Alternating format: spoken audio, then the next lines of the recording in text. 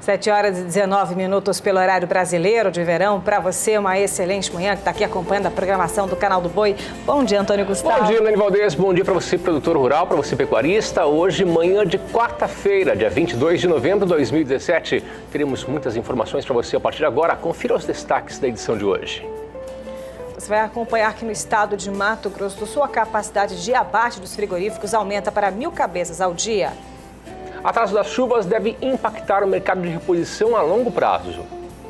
Veja também na análise da Conab que baixa oferta aumentou o preço das hortaliças, mas também derrubou o preço de algumas frutas aqui em algumas centrais de abastecimento no país. Preço do suíno recua nos últimos 12 meses na região sul do país, com destaque para o Rio Grande do Sul, que houve queda de 5,51%. Fique conosco, já está no ar o seu Bom Dia, produtor.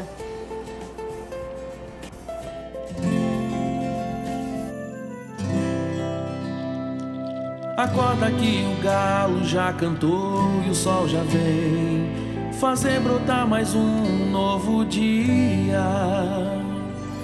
Lenha no fogão, café pra esquentar e a bicharada no quintal. Horta pra molhar, tira leite no curral, arreia o cavalo, tem gado pra campear.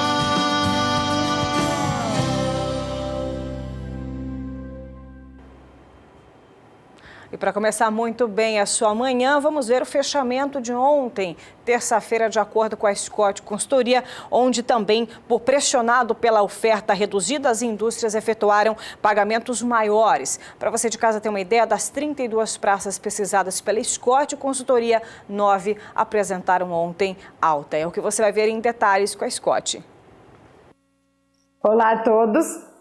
O cenário foi de preços em alta nesta terça-feira, 21 de novembro de 2017, para o mercado do boi gordo.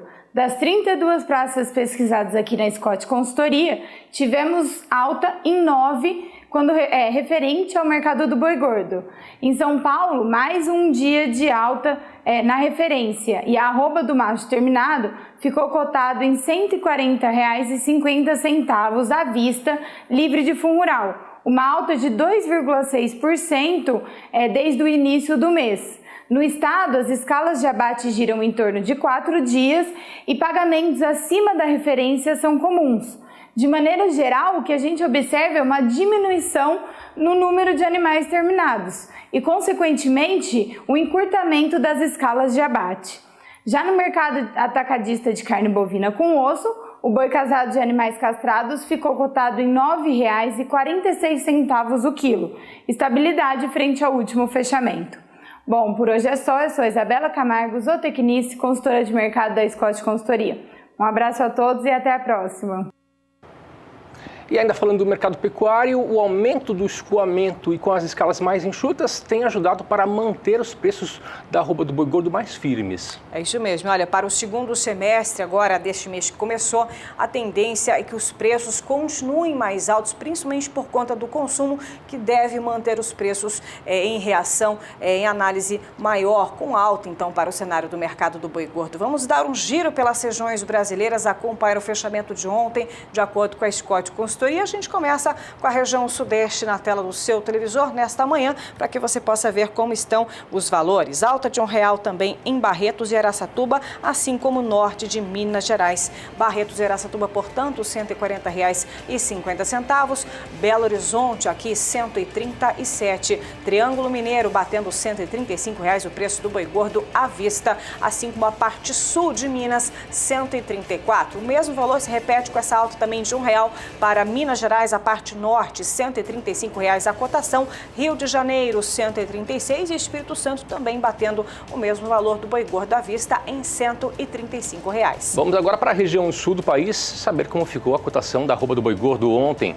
Segundo a agência Scott Consultoria, na região nordeste do Paraná fechou a R$ 137, na região oeste de Santa Catarina, R$ 138,50. Já na região oeste do Rio Grande do Sul, R$ 4,50. E em Pelotas apresentou alta de 5 centavos, fechou também a R$ 4,50 o quilo da arroba do boi gordo. Vamos para a região centro-oeste, subindo um pouco o mapa brasileiro, onde foi observado, de acordo com a Scott Consultoria, ontem alta de 50 centavos em Goiânia e de R$1 no sul de Goiás. Entretanto, observa-se também uma queda de 50 centavos em Campo Grande, capital sul-mato-grossense. Com isso, os valores na tela do seu televisor. Goiânia, Goiás, R$ 131,50. A parte sul de Goiás, R$ 131. O mesmo valor repetido em Dourados, também aqui no estado sul-mato-grossense. Campo Grande, R$ 130, enquanto que Três Lagoas, R$ 129 é a cotação do boi gordo à vista. Ainda pela região centro-oeste, vamos agora para o estado de Mato Grosso.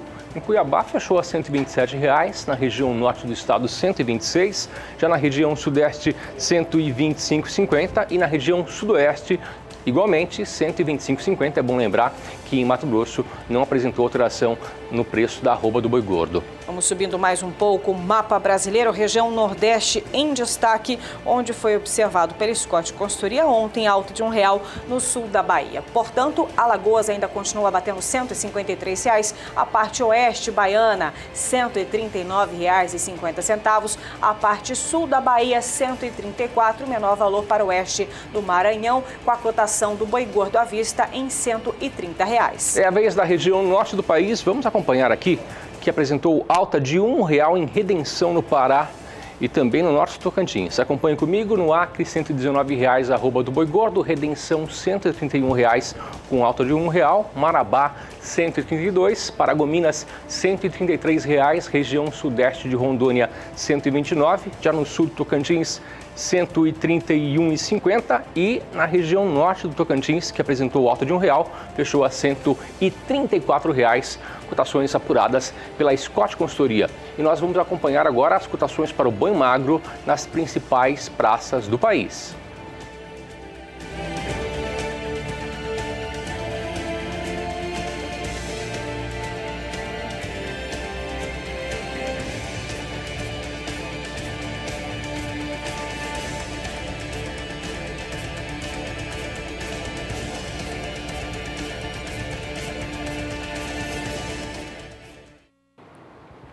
E se o desafio para os próximos anos é produzir mais com menos, os sistemas integrados têm se mostrado uma ótima solução. Diversas propriedades já utilizando, seja sistema integração lavoura-pecuária ou mesmo integração lavoura-pecuária e floresta. E é isso que vamos acompanhar na reportagem de Miriam Valadares, como vem sendo esses sistemas integrados, incluindo a floresta, agora com o Sapé. Veja só.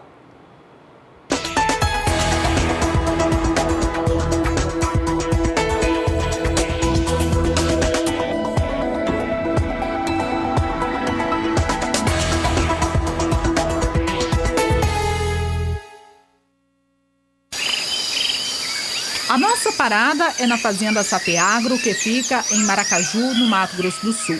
Quando se fala na integração lavoura e pecuária, o município é um dos que sai na frente. Por aqui, o investimento em tecnologia faz a diferença quando o assunto é produtividade. Tem um papel muito importante das características edafoclimáticas da região. O solo da propriedade é fundamental para que se possam ter essas boas produtividades. O clima precisa ajudar, mas existem outros fatores que também são importantes, né? O pacote tecnológico que se adota para a produção, a integração lavoura-pecuária, especialmente aqui na nossa região, tem um papel muito importante. O plantio direto é outra prática que nos últimos anos trouxe ganhos de produtividade muito grande, e a preocupação que eu acho que vem crescendo muito do agricultor com a qualidade de plantio. A qualidade de como esses insumos estão sendo empregados no solo, ela é fundamental para que a gente venha tendo essas produtividades nos últimos anos. Além dos investimentos em tecnologia, o grupo aposta na diversificação das atividades. Quais as atividades que vocês têm aqui na propriedade? Bom, hoje aqui na propriedade a gente desenvolve o cultivo de soja, milho, aveia e cana-de-açúcar na agricultura. A gente tem a pecuária de corte para a produção de carne de corte de qualidade, carne Angus, e também tem uma área da nossa pecuária de corte para a produção de genética Brangus, com venda de reprodutores, matrizes e embriões. Além disso, existe a produção de frango de corte, a área de turismo tecnológico rural e educação, e agora iniciando no mês de novembro a atividade de pecuária leiteira. Aliar a produção de grãos com o desenvolvimento da atividade pecuária é uma prática que a fazenda adota há décadas. Hoje a gente tem uma área de soja, que ela no inverno é semeada com milho e aveia. Toda a nossa produção de milho é feita com braquiária, em consórcio. E esse gado que fica durante o ano numa área bem restrita, nós temos 350 hectares de pastagem para um rebanho de 2.000 cabeças. Ele passa, após a colheita de milho, a ter toda a área da fazenda disponível para pastejo durante o inverno, podendo dar o descanso necessário para as áreas de pastagem fixa e mantendo uma condição nutricional boa para esse gado. Maracaju é conhecida aí pela integração lavoura-pecuária, né? Os produtores aqui adotam essa tecnologia. Quais os benefícios para o produtor rural? Olha, os benefícios eles são inúmeros, né? E eles são para as duas atividades, tanto para a agricultura quanto para a pecuária. Se não fosse assim, não faria sentido, né? A gente não pode ter nenhuma atividade dentro da fazenda que ela utilize o potencial da outra e acabe prejudicando a outra. Então, hoje a gente tem, em termos agronômicos, muitas vantagens do ponto de vista de conservação de solo, de melhoria de qualidade biológica dele, e do ponto de vista da pecuária você consegue ter um sistema muito mais intensivo, com uma nutrição muito mais adequada, que te proporciona melhores resultados. O ganho de peso desses animais fica em torno de quanto? As vacas de cria, que são levadas para essas áreas de integração no inverno, elas têm ganhado nos últimos anos 600 gramas dia, o que é um resultado muito maior do que as vacas que ficam nas áreas de pastagem fixa, que precisam ser suplementadas somente para manter o peso. Agora falando em produção de grãos. Na última safra de milho, a produtividade média foi de 103 sacas por hectare. Já na temporada anterior de soja, a colheita atingiu a casa das 68 sacas por hectare.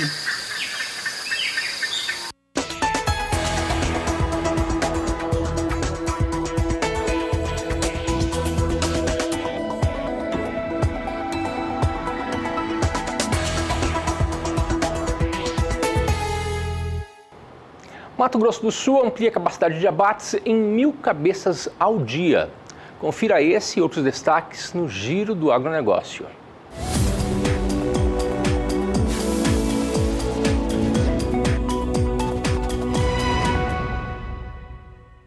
A crise na maior processadora de carne do mundo, a JBS, deu início a uma reorganização da cadeia produtiva no estado de Mato Grosso do Sul.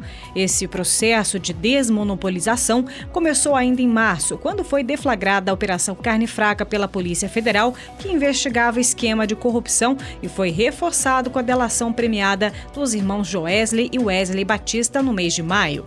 Desde então, 10 frigoríficos de menor porte deram entrada no Instituto de Meio Ambiente de Mato Grosso do Sul, IMASU, com pedido para aumentar a capacidade de abate de bovinos. De acordo com a Secretaria de Estado de Meio Ambiente, Desenvolvimento Econômico, da Produção e Agricultura Familiar, destes, 5 já foram autorizados a aumentar a linha de produção, o que corresponde ao incremento de 1.000 cabeças ao dia em todo o estado. Estes frigoríficos de menor porte passaram, em média, de 500 cabeças ao dia para 700. Uma média de 200 animais ao dia a mais, 1.000 cabeças somando todas. Os outros 5 pedidos ainda estão em análise. A Frigol anunciou no final da semana passada a incorporação de uma unidade frigorífica em Cachoeira Alta, no estado de Goiás, por meio de arrendamento, o que vai permitir à companhia elevar em 25% da sua capacidade de abate de bovinos a partir da segunda quinzena do mês de dezembro. Com a unidade, que estava parada após ter sido arrendada à JBS, a Frigol elevará sua capacidade de abate para 60.000 cabeças ao mês, ou 180.000 toneladas de carne ao ano. Com isso, a Frigol torna-se a 4ª posição entre as indústrias frigoríficas nacionais, atrás da JBS, Minerva e Marfrig. A Marfrig Global Foods anunciou na quinta-feira a expansão e novo posicionamento de mercado de sua tradicional marca de carnes para churrasco Montana, que passará agora a oferecer também produtos do dia a dia, visando grandes volumes do varejo brasileiro. A marca será composta pelas linhas Montana Premium, destinada ao preparo do churrasco, e pela nova linha Montana Dia a Dia, com foco no preparo cotidiano das refeições. Além dos 8 cortes da linha Premium, a Montana passa a oferecer 72 cortes na linha Dia a Dia. Para a Marfrig, o processo de expansão e reposicionamento deverá ampliar as vendas e os produtos da marca. Por aqui, destaque é o mercado de reposição. Muita atenção para as informações fornecidas pela Federação de Agricultura e Pecuária de Goiás. Isso porque o atraso do período chuvoso neste ano deve ter consequências de longo prazo para os pecuaristas que fazem as atividades de cria e recria de bovinos. Com isso, a perspectiva é que hajam bezerros mais leves chegando ao mercado. As chuvas tardias atrasaram o período de monta neste ano em cerca de 2 meses, levando também a atividade para os meses de dezembro de 2017 a janeiro de 2018. Consequentemente, das vacas que emprenharem vão nascer animais do fim de 2018 ao início de 2019. Com isso, esses recém-nascidos vão atingir a desmama entre o fim do período de águas e início da seca. Outro detalhe, também os pecuaristas terão ainda que desembolsar mais com gastos em suplementação de vacas e bezerros, com o atraso da oferta de pastagem. Para quem faz cria, recria, engorda, é necessário ter um planejamento também de longo prazo. E falando em animais de reposição, vamos ver o indicador Exalc BMF Bovespa com referência para o estado de Mato Grosso do Sul e também o indicador bezerro para o estado de São Paulo. E depois de alcançar esses últimos dias com alta, o valor ontem foi de queda. Mais em detalhes na tela do seu televisor nesta manhã é o que você acompanha conosco bem cedinho nesta quarta-feira. Vamos lá para o dia 13, estava R$ 1.188,05 por cabeça. Veja que para o dia 14, essa média ela cai, ela vai para R$ 1.180,98. Só que para o dia 16, aumenta, vai para R$ 1.192,44 por cabeça. Para o dia 17, chega a bater R$ 1.200,98. Ele vira a semana, começa a semana também ao R$ 1.201,46. Só que veja, para o dia 21, esse valor ele cai, ele bate R$ 1.183,65. Portanto, a valorização do dia 20 para o dia 21 tem uma queda, na verdade, queda de 1,48%, uma queda bem brusca realmente de um dia para o outro, de acordo com o CPEA. Com isso, a valorização que vinha sendo observada para o indicador bezerro com referência no estado de Mato Grosso do Sul, agora tem uma queda de 0,91%. O cenário é diferente para o estado de São Paulo, como você observa nesse próximo fundamento, de acordo com o CPEA. Vamos para os valores. No dia 13 estava R$ 1.184,29 por cabeça. Para o dia 14 de novembro, o milho também tem uma leve alta, bate R$ 1.184,58. Para o dia 16, R$ 1.189,06. Veja que para o dia 17 o valor cai R$ 1.181,75. Para o dia 20, aumenta praticamente R$ 10, R$ 1.191,88, aumentando ainda mais a data de ontem, 21, R$ 1.198,37 por cabeça, de acordo com a análise feita pelo CPEA. Com isso, o estado de São Paulo detém uma alta ainda para este mês de 0,56% e a valorização de um dia para o outro, do dia 20 para o dia 21, chegando a 0,54%. Valores para que você acompanhe como está o mercado de reposição em todo o país. E aqui no Bom Dia Produtor, você começa o dia sabendo como vão ficar as condições climáticas aí na sua região. Instabilidades chegam até a região centro-oeste, o que garante boas condições para os pastos. Mas vamos saber agora mais detalhes com a Juliana Rezende, da Somar Meteorologia. Juliana, conta pra gente, as chuvas vão aumentar até ao longo da semana? Bom dia para você. Agroclima, oferecimento Santa Helena, as melhores sementes de milho para grãos e silagem. Olá, bom dia a todos. Olha, as próximas chuvas para a região centro-oeste devem ser com volume elevados. Os ventos no alto da atmosfera vão conseguir manter a umidade bastante elevada na região e, por conta disso, ainda deve chover ao longo dos próximos períodos. A disponibilidade hídrica do solo ainda segue mais elevada no Mato Grosso do Sul, alcançando índices aqui nas áreas mais ao sul, nas áreas em rosa, de até 90% de umidade do solo. Agora, nos próximos 5 dias, a atuação de um canal de umidade vai manter pancadas de intensidade forte aqui entre Goiás, a faixa leste do Mato Grosso também, algumas áreas aqui do noroeste do Mato Grosso, mas nas demais áreas, previsão de pancadas mais fracas. Nessas áreas onde chove mais forte, o volume de água é elevado, em torno de 70 milímetros. A partir da semana seguinte, essa chuva agora no centro do Brasil ainda deve persistir e com forte intensidade. Dessa vez, o volume de chuva vai ficar um pouco mais elevado aqui no Mato Grosso do Sul, nas áreas mais ao sul do estado de Goiás, e o acumulado agora fica em torno de 50 milímetros. A partir da terceira semana, mais para o começo do mês de dezembro,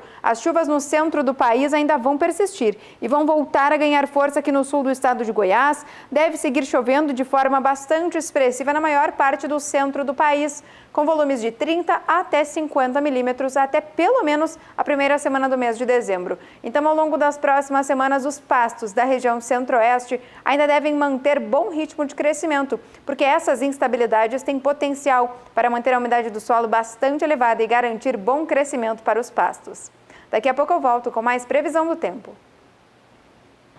Obrigada, Juliana. Se o assunto é pecuária, o Bom Dia Produtor faz questão de reforçar uma informação. É que começou no dia 1º de novembro a segunda etapa da vacinação contra a febre aftosa em todo o país. Você de casa que está nos acompanhando já começou a fazer a sua vacinação?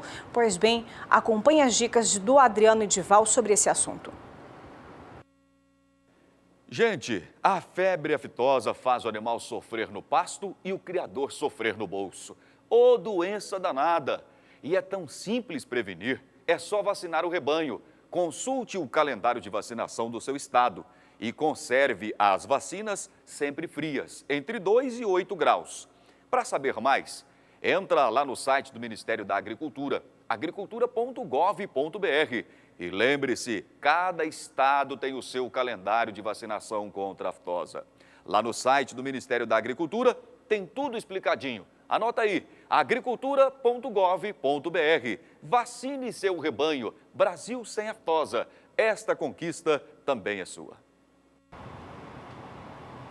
Muito obrigada, Adriano Edival. Realmente, informações e considerações importantes para o pecuarista que está aqui acompanhando a nossa programação.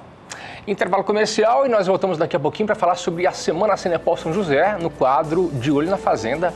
Ofertas imperdíveis para você. São 2 minutos e já voltamos. 7 horas e 44 minutos pelo horário de Brasília. Bom dia, produtor, de volta na sua manhã de quarta-feira, meio de semana. Mas olha, eu tenho para você uma dica muito importante. Acontece desde o início da semana o quadro De Olho na Fazenda Senepol São José, ofertas imperdíveis. Estou aqui com o leiloeiro Cláudio Gasperini, que vai acompanhar você nos próximos minutos para te mostrar ofertas campeãs desse grande criatório. Cláudio, muito bom dia para você. Bom dia, Antônio. Tranquilo? Tudo bem? Ótimo. Maravilha. Aliás, maravilha com a chuva que teve essa noite. Gostosa, mansinho, o tempo refrescou e sem sombra de dúvidas, com uma boa chuva dessas, todo o setor primário deste país fica muito mais contente, né? Porque a certeza de podermos produzir bem, mais e melhor. E é o que vai acontecer com um amigo pecuarista que tem a intenção de investir em qualidade em genética Senepol. Seja na aquisição de reprodutores, seja na aquisição de ventres, seja, por exemplo, na ótima oferta que teremos ainda hoje, de receptoras que estão paridas com machos no pé, novamente com embriões implantados, com prenheses confirmadas. É um pacotaço que o amigo tem a opção de adquirir de hoje ou de segunda-feira, quando iniciamos, até a sexta-feira. Até sexta-feira estaremos vendendo a preço fixo.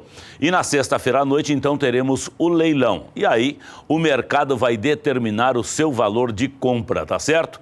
Para os amigos que queiram, estamos vendendo em 14 parcelas. O multiplicador é 14, o lance vezes 14.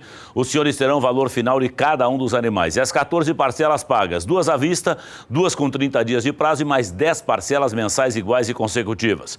No momento do seu acerto de contas, junto ao escritório da Leilosat, a empresa que realiza este evento, cabe a comissão de 8% sobre o valor da sua aquisição.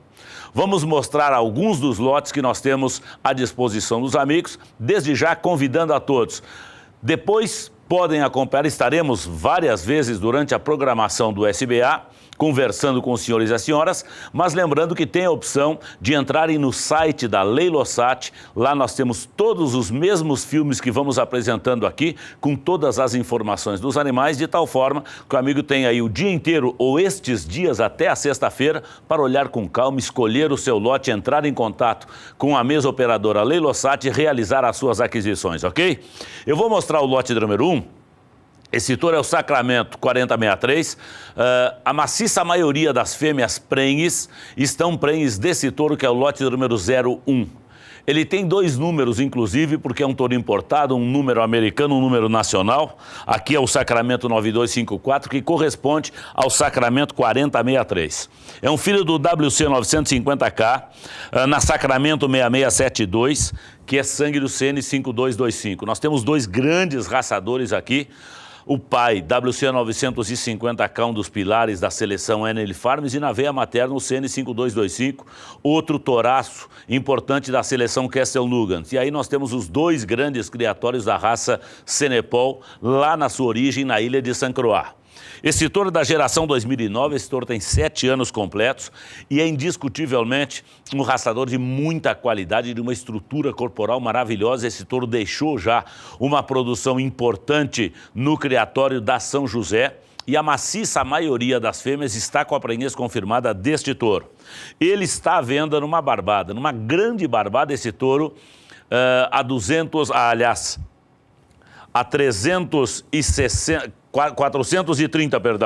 430 reais de parcela. Isso dá uma fatura final de 6.020. É absurdamente bom. Um touro que tem essa qualidade e esse naipe, os amigos têm a condição segura de levarem uma central, de coletarem, de programarem um programa de IATF. Fui redundante agora em programar, um programa é duro, mas vamos lá. De programarem uma estação de IATF e aí certamente terão a resposta a toda a qualidade que esse touro passa à sua progênie.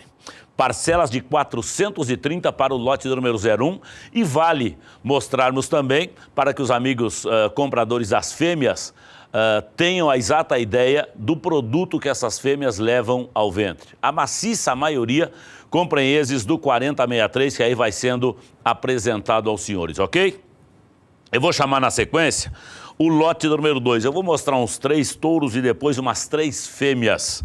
E aí os amigos já terão a condição de verem qual é a qualidade genética que vai sendo ofertada pela São José. Vamos trazer na sequência o lote número 02, Gasne 237 FIV. A maciça maioria dos reprodutores trazidos para apreciação aqui, dos reprodutores e das fêmeas, são produtos de FIV. A São José investiu pesado em doadoras escolhidas criteriosamente, multiplicou geometricamente a qualidade desses animais, de tal forma a que em 3 anos e meio já foi feita a venda de 150 touros e nós temos aí uma oferta diferenciada por conta da São José.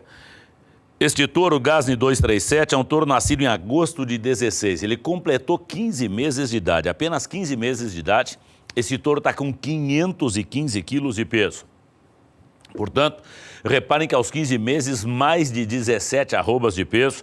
Um filho do WC163R na 77K07. Nós temos nessa veia materna 2 criatórios aqui do Mato Grosso do Sul. 77K07, a mãe do touro que aí está, é da seleção do 77K Senepol, Cadu e Dr. Carlos Batistella. E essa fêmea, por sua vez, traz sangue Agir e sangue CMI. E aí nós temos o criatório de Ivo e Vera Reich.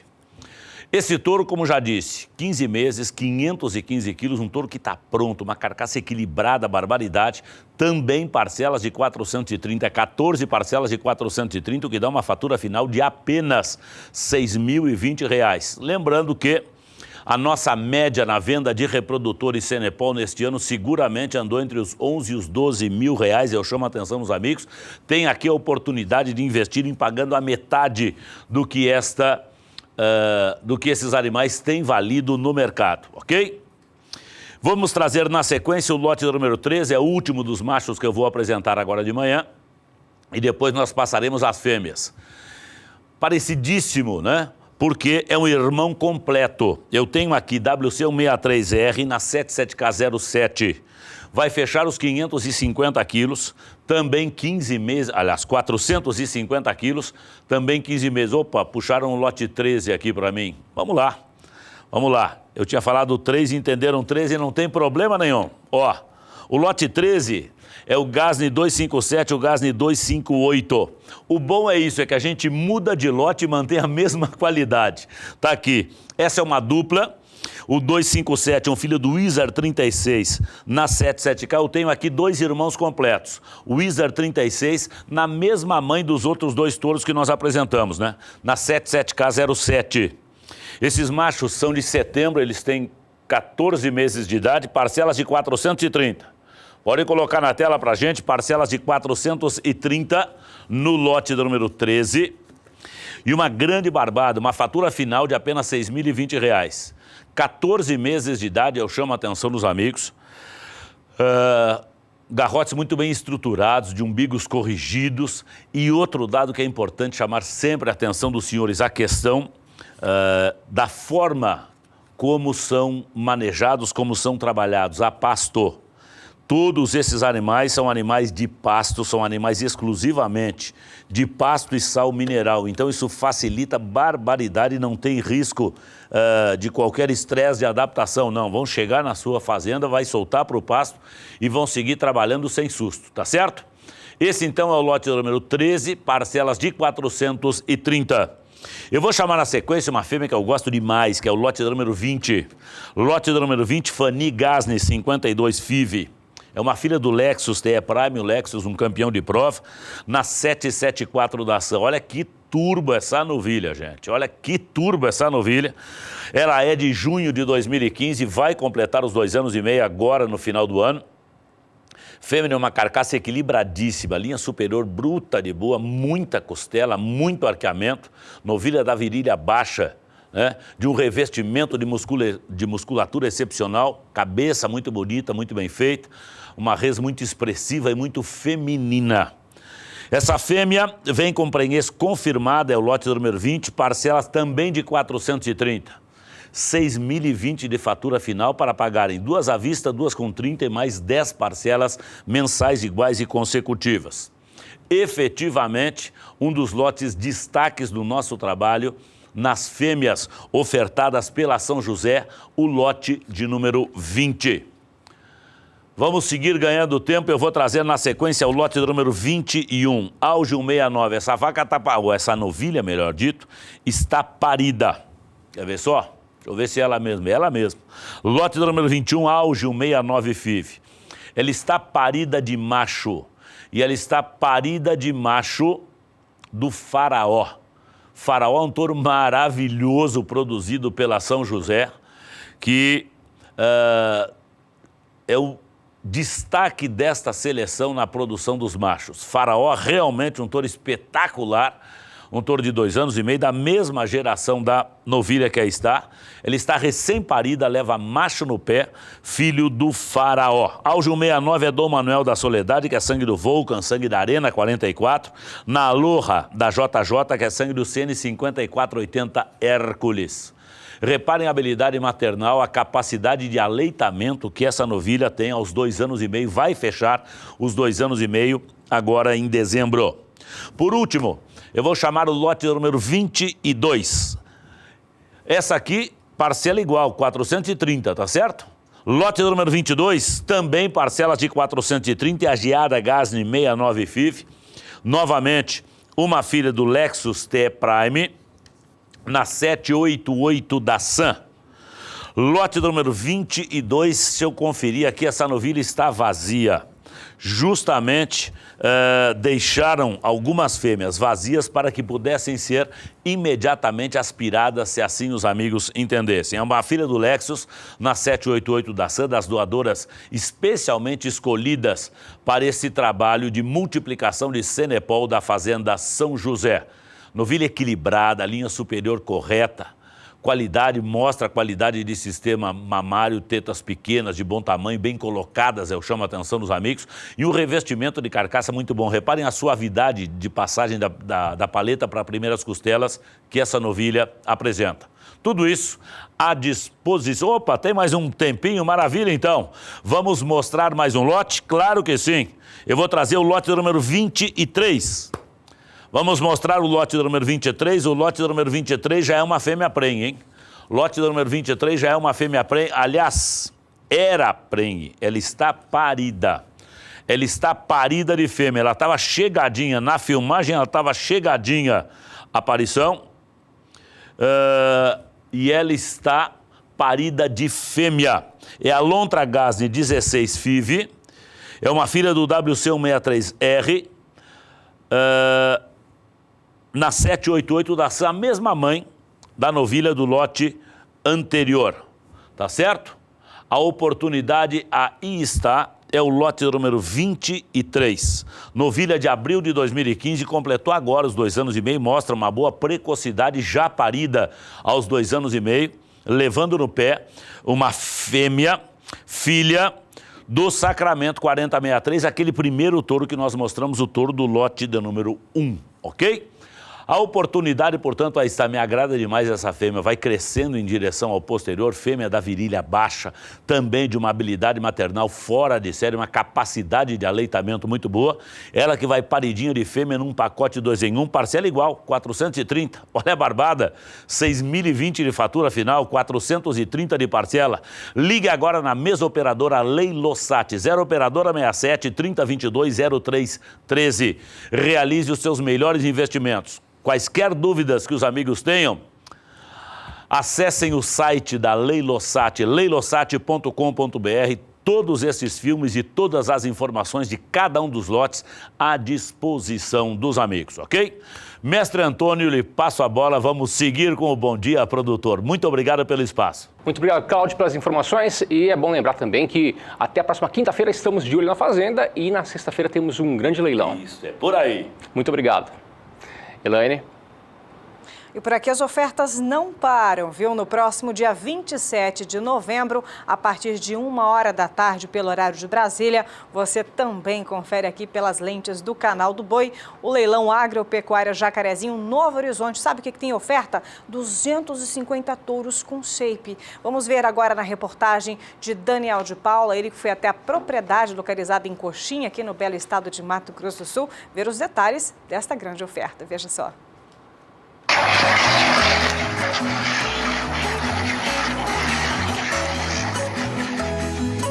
Aqui está tudo o que a ciência pode proporcionar num Nelore selecionado desde 1992 para precocidade e fertilidade. E que molda esses 250 touros prestes a fechar 2 anos que compõem o leilão Agropecuária Jacarezinho Novo Horizonte, que o Canal do Boi mostra dia 27 a partir de 2 da tarde. O Pantanal do Paiaguás, em Coxim, é o cenário que a empresa adotou há 3 anos para diversificar o seu Nelore funcional e que já venceu outros desafios, como o da criação na Fazenda Nova Terra, em Cotegipe, no oeste baiano. As gerações que começaram a se avolumar na Fazenda Novo Horizonte passam pela transição de provar sua aptidão produtiva em 2 ambientes e fases de vida diferentes. A Jacarezinho na vanguarda do melhoramento, da produção, de novo com um novo desafio de padronizar e de trazer para um bioma diferente. Nós temos uma fatia do rebanho no oeste da Bahia, quer dizer, e viemos aqui para o Pantanal, já trouxemos touros, bezerras, novilhas, toda a genética e todo o padrão jacarezinho de produzir e de ser, né? Então, é um desafio novo e agora nós estamos fincando bandeira aqui e podendo trazer a oportunidade de uma aquisição aqui em Coxim, no Mato Grosso do Sul. Você está vendo o estado do gado, chegou novilha para cá, esse gado criado aqui no Pantanal, aqui na umindícula, você está entendendo? Essa umindícula aqui do Pantanal, uma terra úmida, terra molhada, você está entendendo? Está aí o gado nosso. O estado do gado, como é que se encontra. Um gado muito precoce. Então é um gado que não tem como falar outra coisa desse gado, só elogiar, vamos dizer assim, esse gado, entendeu? A origem genética da Jacarezinho ganha aqui a chance de evidenciar nos animais o potencial identificado pelo Delta Gen, programa que rege o rebanho. Exemplo das novilhas que desceram da região das Barreiras, ainda bezerras, para a recria no Pantanal e já se tornaram mães espetaculares por inseminação artificial. É o caminho que percorrem essas novilhotas prontas para a estação. Ou a bezerrada de TE, nascida já no Pantanal, que se reflete na geração anterior em bezerras frutos das doadoras top 0,1% entre as DECA 1 da fazenda, com touros provados da mesma empresa. irmãs dos garrotes que também se desempenham bem para em breve entrar no time de touros da Jacarezinho. A Jacarezinho vem dessa escola, da escola da precocidade, da fertilidade e das avaliações produtivas de um rebanho. Eu acho que a gente consegue chegar e o produtor, o pecuarista, enxerga isso no bolso, né, com resultados. Então a gente pratica uma pecuária para fazer a diferença. Mas nem só de grife vive um Nelore com tanta aceitação comercial. Esse rebanho aqui, manso, extremamente manso, como a gente está vendo dentro de um dos piquetes da Fazenda Novo Horizonte, vem de um histórico de seleção que traz junto a responsabilidade quase obsessiva de avaliar os animais num programa do qual a Jacarezinho é precursora, o Delta Gen. Mas para fechar ainda mais a garantia que esses animais levam, 100% dos que estão no leilão levam a avaliação genômica. Esse projeto começou lá em 2008, começando a avaliar a paternidade de bezerros e depois isso evoluiu para as avaliações genômicas. Hoje a gente oferta um touro jovem, um touro de 2 anos de idade, com uma acurácia de 75%, 80%, que é uma acurácia de um animal que já teria 15, 20 filhos avaliados. Então a gente coloca no mercado uma assertividade muito grande. Isso abriu um leque muito grande de linhagens, novos touros dentro do programa, dentro do nosso rebanho. Então a gente desde 2012 que nós vamos fazendo as avaliações genômicas e temos resultado muito, muito coeso, muito, muito forte. Tá interessante, o mercado tem reconhecido isso através da aquisição dos touros com DEP genômica. Um dos propósitos é a gente fazer muito bem dentro de casa para poder levar ao nosso cliente, ao nosso parceiro, o melhor que a gente tem. Dentro do processo de seleção que a gente tem trabalhado nesses anos todos, nós vamos apresentar para eles animais com muita precocidade de ganho, animais com eficiência de colocação de músculo na carcaça, de precocidade sexual. Então é esse pacote que nós estamos oferecendo e é o que esses touros vão representar aí para os nossos parceiros. Leilão Agropecuária Jacarezinho Novo Horizonte. 250 touros DECA 1, fechando 2 anos de vida, perto dos 700 quilos de peso e 40 centímetros de CE. Dia 27, direto de Coxim, Mato Grosso do Sul, pelo Canal do Boi. Tá certo, mais uma grande oportunidade para você no próximo dia 27 de novembro. Intervalo? Intervalo comercial e voltamos para falar sobre o preço do leite UHT no mercado atacadista em São Paulo. Dados que foram divulgados pelo CPEA. Voltamos em 2 minutos. Fique por aqui. 8 horas e 7 minutos. Bom dia, produtor, de volta na sua manhã de quarta-feira, meio de semana. E agora nós temos para você um bloco específico para falar sobre a produção leiteira. Após 5 semanas consecutivas de alta, o leite UHT no mercado atacadista em São Paulo apresentou um leve recuo. Já o queijo mussarela não apresentou alteração entre a última semana e esta semana. Vamos acompanhar os dados divulgados ontem pelo CPEA com relação a leite e derivados. Vamos ver aqui. Você pode acompanhar que o preço do leite UHT entre os dias 13 e 17 de novembro apresentaram um leve recuo.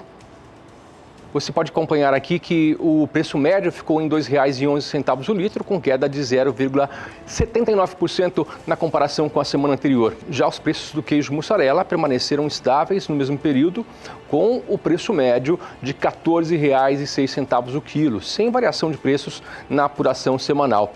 Segundo os colaboradores do CPEA, esse cenário está atrelado à dificuldade de venda e ao elevado volume de leite disponível no mercado, o que impede que os preços evoluam. Esses dados foram divulgados ontem pelo CPEA. E nós vamos falar mais sobre o leite. Você acompanha agora as cotações pelo país.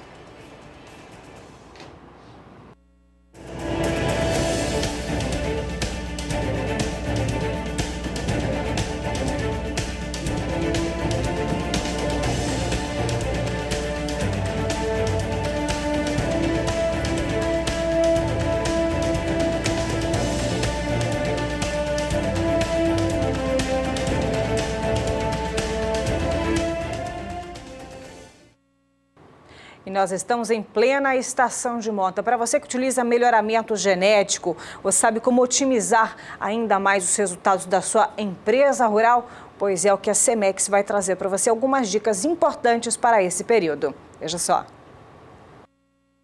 Já estamos em plena estação de monta 2017-2018. Enquanto muitas fazendas já iniciaram suas primeiras inseminações, outras ainda aguardam o período de chuvas e vacas com melhores condições corporais.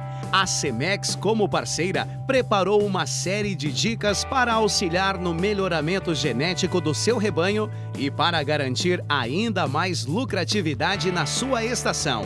No primeiro programa do especial Estação de Monta, vamos falar sobre um tema muito importante, que é a reposição de fêmeas. Então, com a seleção intra-rebanho que se faz para machos, a gente faz para fêmea também, né? Para saber quais são as melhores fêmeas que a gente tem dentro do nosso rebanho, a partir delas fazer a reposição para ter um melhoramento genético contínuo. É muito importante essa seleção de fêmeas do rebanho para a gente obter fêmeas de maior carcaça, fêmeas de maior acabamento de gordura, fêmeas mais férteis e fêmeas que a cada ano desmamam bezerros mais pesados pela questão de habilidade maternal dela. Então é importantíssimo a fazenda ter um critério de seleção de fêmeas de reposição. E essa reposição tem que ser feita sempre na cabeceira do plantel. A criteriosa seleção de bons touros faz com que o pecuarista garanta boas matrizes com um valor genético melhor que suas mães.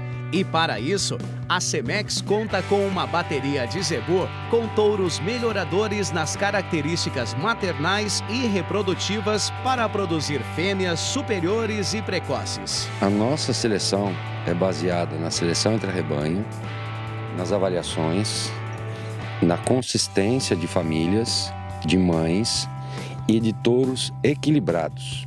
A gente não pode selecionar touro por extremismo, ou só por ganho de peso, ou só por habilidade maternal. Nossos touros são os touros balanceados com equilíbrio. Isso já está provado que são touros que produzem a progênie diferenciada. Então a seleção focada em cima disso, todos os nossos touros praticamente, a gente tem as características de habilidade maternal, de fertilidade e de acabamento de gordura. Tá? Esse é um fator importante, que muita gente pensa que acabamento de gordura é só pro frigorífico, mas isso influi muito na fêmea de reposição, principalmente na novilha. As fêmeas que colocam gordura antes são as fêmeas que entram em reprodução mais cedo. Isso dá uma lucratividade maior, né? E vamos dar dois exemplos aqui, que é um Vigor da Água Boa, que é um touro, um dos principais nossos habilidade maternal. Ele foi penate e agora é reprodução programada. Ele é top 01 para habilidade maternal. E o touro Ren Cartago, que é um touro destaque na nossa bateria, também em cima de habilidade maternal, né? Um touro equilibrado, com provas equilibrados para desempenho, para habilidade maternal, para AOL e para gordura. E você sabe o que faz desses touros ótimas opções para a reposição de matrizes? Ambos os reprodutores são destaques absolutos nas características de maternal, ponto importante e que faz a diferença na hora da seleção.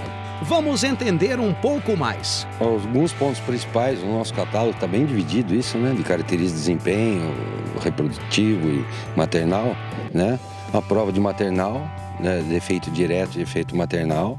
A prova de fertilidade, que influencia também na precocidade das novilhas. E acabamento de gordura, né? Eu acho que para fazer fêmeas boas, a gente baseia praticamente nessas três características. Voltando no Vigor, por que ele foi selecionado? Ele foi destaque no intra-rebanho e ele foi penate, e esse ano ele foi reprodução programada. Ele era já na prova dele de pedigree ou de avaliação, ele já era top 01 para maternal, com gordura. Para entrar na reprodução programada é feito o teste genômico do touro. Tá? Então sai a prova já com alta acurácia com o teste genômico. ele comprovou o top 01 da genômica, aumentou quase 20 pontos percentuais a acurácia e comprovou. Então, no grupo de reprodução programada desse ano, da NCP, ele é o único touro top 01 para maternal, o único. Aí a gente vê as observações que a gente fez na fazenda para selecionar. A mãe dele, a Oleina, é a vaca com 9 partos seguidos na fazenda. Ela desmamou a fêmea ou o macho mais pesado consecutivamente, inclusive o vigor. Então, o que a gente observou para selecionar o vigor? Da mãe dele, da consistência genética da mãe dele, foi comprovado agora na prova genômica, né? Então, o Cartago foi selecionado pela prova, né? Que a gente já falou. E ele tem várias gerações dentro do pedigree dele, tanto de pai como mãe, de novilhas precoces selecionadas dentro da genética aditiva. Animais que emprenharam com 14, 15 meses de idade, que pariram o bezerro com 2 anos, que desmamaram o bezerro pesado. Então isso está dentro do pedigree do Cartago. Então é outro touro que é um líder de vendas nosso, é um touro pela precocidade dele de pedigree, é um dos principais touros de resultado de ATF nosso, né? É um touro que está já há quase 2 anos da bateria e a gente não faz estoque. É um touro que está sendo usado comercialmente e pelas fazendas que fazem avaliação para fazer as novas gerações. Garanta você também o sucesso da sua estação. Contate o regional mais próximo de você e utilize Cemex na sua estação de monta 2017-2018. Mais resultados e lucratividade para o seu rebanho. E o Bom Dia Produtor volta a falar sobre previsão do tempo. A região sudeste está garantindo boas condições para as pastagens, isso devido à umidade do solo que está bem favorável. Vamos saber agora com a Juliana Rezende da Somar Meteorologia como fica a situação para os próximos dias para a região sudeste. Será que permanece esse quadro de otimismo? Juliana, é com você.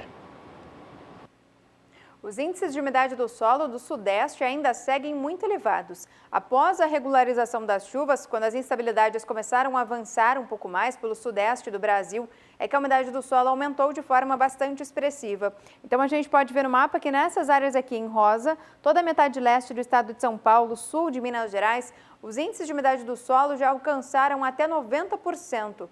Nas demais áreas, o acumulado de água ainda no solo ainda segue bastante elevado, em torno de 70% até 80% nas áreas em azul.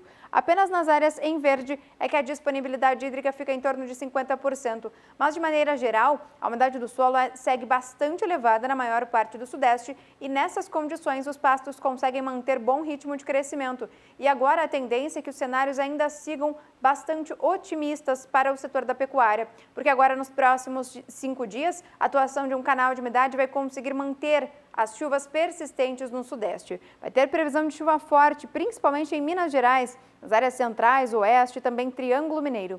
O norte do estado de São Paulo também vai receber chuva mais forte, acumulados de 50 até 70 milímetros nessas regiões. A partir da semana seguinte, essas chuvas agora mais fortes, elas vão migrar para as áreas do estado de São Paulo. Mas o sul de Minas Gerais ainda vai receber chuva forte. O estado paulista, em torno de 70 milímetros é o acumulado para os próximos 5 dias. Mesma situação ainda também para as áreas mais ao sul de Minas Gerais. Apenas o norte mineiro é que deve receber chuvas mais fracas, acumulados baixos em torno de 15 milímetros. A partir do terceiro período, essa chuva deve seguir ainda persistente na região sudeste. Então, pelo menos até a primeira semana do mês de dezembro, as chuvas persistem na região sudeste. Dessa vez, o volume de chuva segue elevado, em torno de 50 até 70 milímetros na maior parte dos estados da região sudeste. Então, os pastos do sudeste ainda seguem muito beneficiados, porque as pancadas seguem persistentes e ainda com potencial para manter a umidade do solo bastante elevada. Com isso, os pastos mantêm bom ritmo de crescimento até pelo menos a primeira semana do mês de dezembro. Daqui a pouco eu volto com mais previsão do tempo.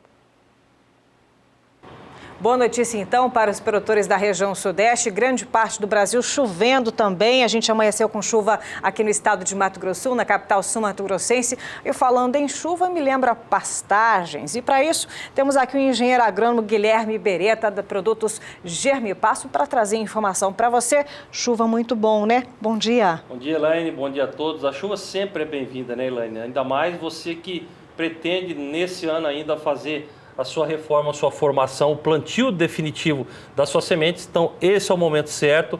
A chuva já vem ocorrendo na grande parte do centro-oeste do Brasil, centro-sul. Então, esse é o momento certo. Além da chuva, nós temos aí os outros 2 fatores que fazem presente para a gente ter aí um bom desenvolvimento da planta, que é o calor e também a luminosidade. Olha, mas na verdade, a pauta da nossa apresentação, Elaine, é justamente a VDTEC Multi. É isso que eu ia te perguntar, Beretta. Você está aqui, já está passando aqui. Eu ia te perguntar o seguinte, o produtor está olhando, ele está cuidando da pastagem, mas existe uma forma de otimizar ainda mais o resultado e, de quebra, garantir uma economia. É a VDTEC? É a VDTEC. Olha, Elaine, a gente lembra uma historinha que é bastante interessante. Eu sempre digo que pelo menos 50% do sucesso do estabelecimento de uma pastagem vem de uma semente de boa qualidade e os outros 50% vem justamente do preparo do solo e do maquinário que você tem para fazer a distribuição de semente de pastagem. Com a VDTEC nós conseguimos, inclusive, Elaine, atingir um novo conceito da formação e da reforma da pastagem, que é não mais falar em quilos por hectare, e sim em número de sementes por metro quadrado. E isso mostra exatamente a precisão dessa máquina. E todos sabem que quando a gente tem uma distribuição mais uniforme, quando a gente tem um número de plantas por metro quadrado ideal, automaticamente nós temos aí uma maior lotação por hectare e aí sim maior taxa de desfrute. Sem dúvida nenhuma, essa é a máquina que faltava para o produtor rural. E se tempo é dinheiro, a VDTEC resulta aí em ótimos resultados para a empresa de todos os produtores que estão aqui sintonizados, né, Beretta? Exatamente. Inclusive, a VDTEC, Elaine, o produtor tem várias opções de utilização dessa máquina. Como é uma máquina que ela regula de 2 até 30 quilos por hectare e também tem um lanço de trabalho de 3,5 metros até 14 metros, então aquele produtor pode optar, por exemplo, para agilidade. Olha, Guilherme, eu vou dispensar o equipamento de incorporação e quero maior rendimento de trabalho. Então você pode regular ela para jogar os 14 metros, né? Imagina só você no único trator vir fazendo essa faixa de 14 metros, sem dúvida, rendimento de trabalho e, como sempre, tempo é dinheiro e você consegue essa rentabilidade justamente com a VDTEC. O Beretta, me tira uma dúvida, caso o produtor compre e estrague, danifique, por algum problema, é possível trocar, ter uma reposição dessa peça tranquilamente? Boa pergunta, Elaine, essa é uma pergunta bastante corriqueira. A VDTEC é uma máquina fabricada pela Germipasta aqui em Campo Grande, aqui no Mato Grosso do Sul. Então toda a parte de reposição de peça, porventura estragar alguma peça, você vai entrar em contato nos telefones que já estão aí na sua tela, simplesmente vai solicitar a reposição dessa peça e nós vamos enviar para você em qualquer parte do Brasil, onde você esteja, para você receber com comodidade aí na sua casa. E fora isso, o produtor comprando então a VDTEC, ela vem com uma série também de equipamentos para que ele possa também utilizar e aí poder fazer de acordo com a semente que ele vai implementar na fazenda dele, é isso? Exatamente, é uma máquina bastante versátil, Elaine, que traz várias regulagens, como eu já disse. Se você deseja trabalhar com sementes puras, por exemplo, na integração lavoura-pecuária, olha, Guilherme, eu quero trabalhar com uma rosiense de 80 de valor cultural em consórcio com milho safrinha. Então eu quero pôr 2 quilos por hectare. A VDTEC vai regular essa pequena quantidade com precisão. Automaticamente o contrário também é verdadeiro, viu, Elaine? Porque o produtor que deseja trabalhar com sementes mais sujas, que não tem uma pureza tão elevada, ela consegue regular até 30 quilos por hectare. Além das sementes de pastagem, a Germipasta também abriu um leque um pouco maior e ela consegue fazer a distribuição de alguns produtos, por exemplo, isca formicida, né? Então, aquelas iscas peletizadas, a VDTEC consegue distribuir, isca para caramujo, distribuição de sorgo, de milheto, ou seja, uma máquina bastante versátil, aliada ao homem do campo. Falando em versatilidade, temos vários clientes satisfeitos em todo o Brasil, a exemplo de um produtor aqui do estado de Mato Grosso do Sul. Exatamente, o Mário Sérgio, além de ser produtor rural, Elaine, ele também atua na parte de assistência técnica, então ele sabe realmente as dificuldades do produtor rural e ele fala nesse depoimento sobre o que a VDTEC Multi veio a agregar no setor agropecuário. Dá uma olhada aí.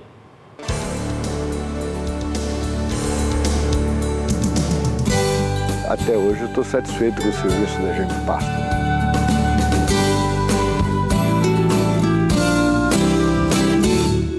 Olá, amigo pecuarista.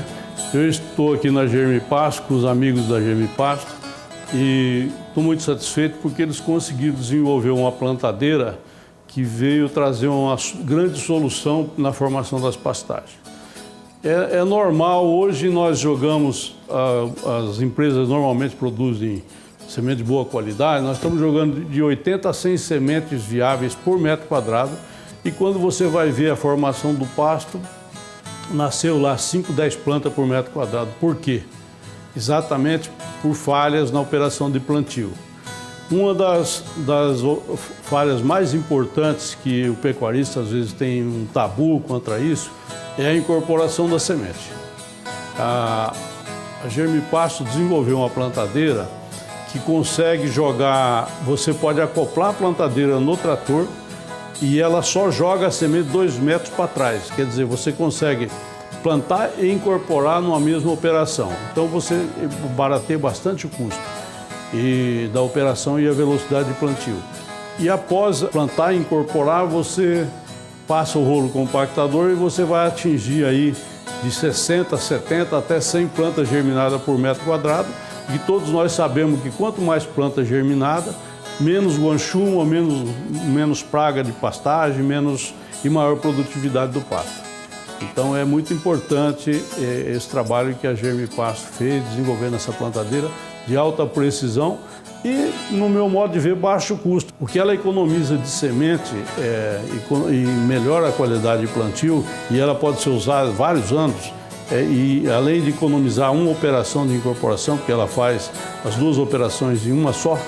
Então eu acho que é altamente viável a aquisição dessa plantadeira e efetuar o plantio com ela. E com isso eu sou mais um cliente satisfeito da Germipasto.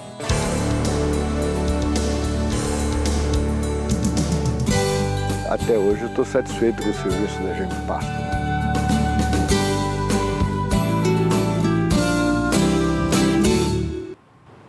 Você viu vários clientes satisfeitos em todo o Brasil, e os produtores que estão nos assistindo de norte a sul, região nordeste, região sudeste, sul do país, pode também adquirir os produtos da Germipasto e, claro, a VDTEC principalmente?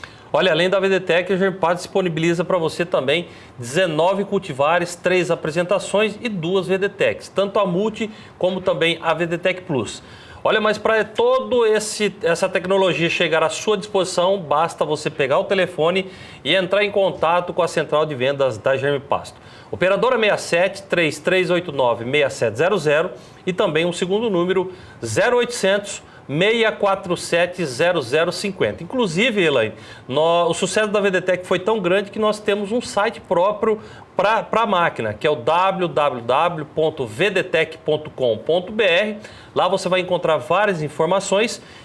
Em contrapartida, se você quiser informações sobre as cultivares, as gramíneas produzidas e comercializadas pela Germipasto, no www.germipasto você encontra essas informações.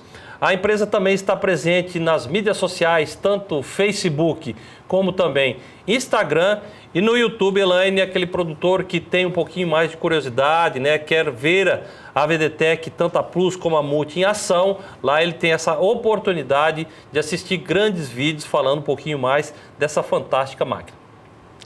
São os produtos da Germipasto, facilitando a vida do homem e da mulher do campo. Muito obrigada, Guilherme Beretta. Amanhã a gente tem encontro marcado para passar mais orientações para os produtores que estão aqui sintonizados. Mas agora a gente vai para um breve intervalo comercial, mas é bem rapidinho, o Complexo Carne chegando com informações e valores para você. 8h30 pelo horário brasileiro de verão. Bom dia, produtor, na sua manhã de quarta-feira. Agora o assunto é sobre o Complexo Carne. A região sul do país é responsável por 67% da produção de suínos em todo o país. Só que nos últimos 12 meses, o preço do suíno vivo apresentou um recuo de 3,82% nessa região, com destaque para o Rio Grande do Sul. O preço do suíno no Rio Grande do Sul recuou 5,51%. Nós vamos acompanhar agora os números que foram divulgados ontem pela agência Rural Business com relação aos preços do suíno na região sul do país. Primeiramente, no Rio Grande do Sul, você pode acompanhar aqui que em novembro do ano passado, há um ano, estava o preço médio a R$ 3,99 o quilo do suíno vivo. Já em janeiro deste ano, chegou a R$ 4,02, apresentou um recuo em abril, ficando em R$ 3,98, recuou ainda mais em julho, chegando ao preço de R$ 3,62 o quilo do suíno vivo. Já em setembro desse ano, fixou o preço em R$ 3,94 e recuou novamente agora em novembro a R$ 3,77 o preço médio do suíno. A média anual ficou de R$ 3,98, com variação negativa de 5,51%. Isso no Rio Grande do Sul, mas vamos acompanhar os demais estados do sul do país. Agora, Santa Catarina, você pode acompanhar aqui que em novembro de 2016 estava em R$ 3,91. Já em janeiro apresentou alta, chegando a R$ 4,00. Em abril, uma nova alta, ficando em R$ 4,02 o quilo do suíno vivo.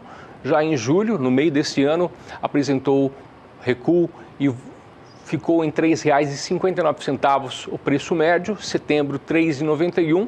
E agora, em novembro, voltou a recuar o preço médio do suíno, ficando em R$ 3,79 o quilo do suíno vivo. A média anual, igualmente com o Rio Grande do Sul, ficou em R$ 3,98. Só que a variação em Santa Catarina foi menor que no Rio Grande do Sul. A variação foi negativa também, variação de 3,87%. Vamos ver agora no Paraná como está avaliado o suíno vivo.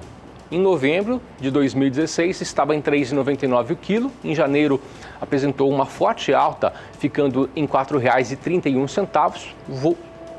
Chegou até a aumentar em abril a R$ 4,35, mas recuou em julho ao patamar de R$ 4,02. Aumentou em setembro a R$ 4,18, permaneceu em R$ 4,18 o quilo do suíno vivo no Paraná. A média ficou em R$ 4,38, só que no Paraná houve uma variação positiva, houve um aumento no preço. Esse aumento chegou a 4,76%. Esses dados foram divulgados ontem pela agência Rural Business, com base nas cotações do suíno durante os últimos 12 meses. Você acompanha agora as cotações do animal para todo o país, nas principais regiões brasileiras.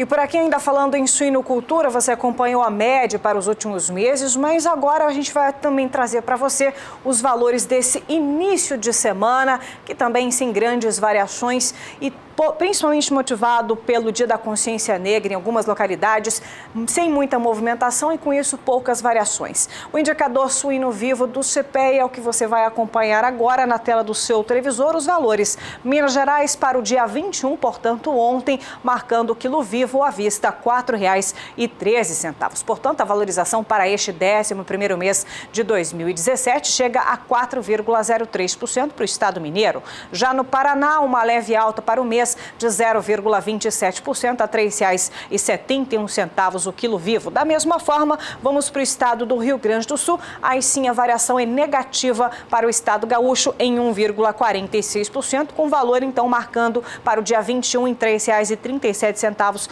o quilo vivo do suíno. Santa Catarina, da mesma forma, queda de 0,57% para o início para esse mês de novembro. O valor R$ 3,49. Já São Paulo, a variação chega a quase 1%, valorização de 0,99%, com valor marcando no último dia 21 a R$ 4,09, valores então para o quilo vivo do suíno. Vejamos se temos mais valores também apontados pelo CPEA, para que a gente possa observar também. Aí temos a carcaça suína especial do dia 13 até o dia 21. Veja aqui a referência para o estado de São Paulo para a carcaça suína especial, R$ 6,40 para o dia 14 14, esse valor cai 2 centavos, 6,38. O valor mantido para o dia 16 em 6,38, aumenta 1 centavo para o dia 17. Começa essa semana, dia 20, R$ 6,37 a carcaça suína especial. Para o dia 21, ainda aumentando uma valorização, portanto, de 0,63% a R$ 6,41. Com isso, a valorização para a carcaça suína especial, com referência em São Paulo, de acordo com o CPEA, detém uma valorização que chega a 2,56%. E a partir do mês que vem, a Rússia vai proibir a importação de carne suína e bovina de várias plantas frigoríficas brasileiras. Isso depois que foi descoberta substâncias proibidas, entre elas a raptopamina, que é um aditivo que aumenta a massa muscular dos animais. O ministro Blairo Maggi, ele esteve em viagem, esteve de férias, mas ele voltou e minimizou o assunto. Ele disse que não é tão importante assim a importação de carnes para a Rússia. Vamos saber mais detalhes na entrevista que o ministro Blairo Maggi concedeu ao Odacílio Canepa. Não fechou o mercado. Ele citou 3 empresas que foram detectadas. É importante dizer que para o Brasil e muitos países, a raptopamina é permitido. A Europa e a Rússia não aceitam esse promotor de crescimento que nós utilizamos. Nós temos um programa no Ministério que rastreamos isso. Nós damos a garantia de que o produto que vai para a Rússia não tem. Agora, se alguma empresa fraudou, deixou passar ou não conseguiu controlar isso, compete sim a eles fazerem as observações e nós fazemos as correções aqui. Eu não considero isso como um mercado fechado, mas uma coisa que acontece permanentemente nas fiscalizações. É para isso que elas existem, né?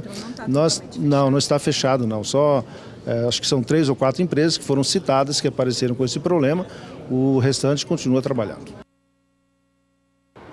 Muito bem, está aí palavras do ministro da Agricultura, Pecuária e Abastecimento, Blairo Maggi, que não significa o fechamento para este mercado. Vamos falar sobre clima. Clima na região sul do país. Instabilidades marcam essa semana. Começou mais seco, mas também a chuva deve retornar para esse final de semana para a região sul. A gente vai perguntar então para a Juliana Rezende, da Somar Meteorologia, será que isso pode chegar a afetar a qualidade das pastagens, as condições hídricas do solo? É com você, Juliana. Mesmo com a umidade do solo diminuindo no estado gaúcho, os pastos ainda não devem ser prejudicados. A gente pode ver no mapa que o estado do Paraná está com a umidade do solo mais elevada na região sul.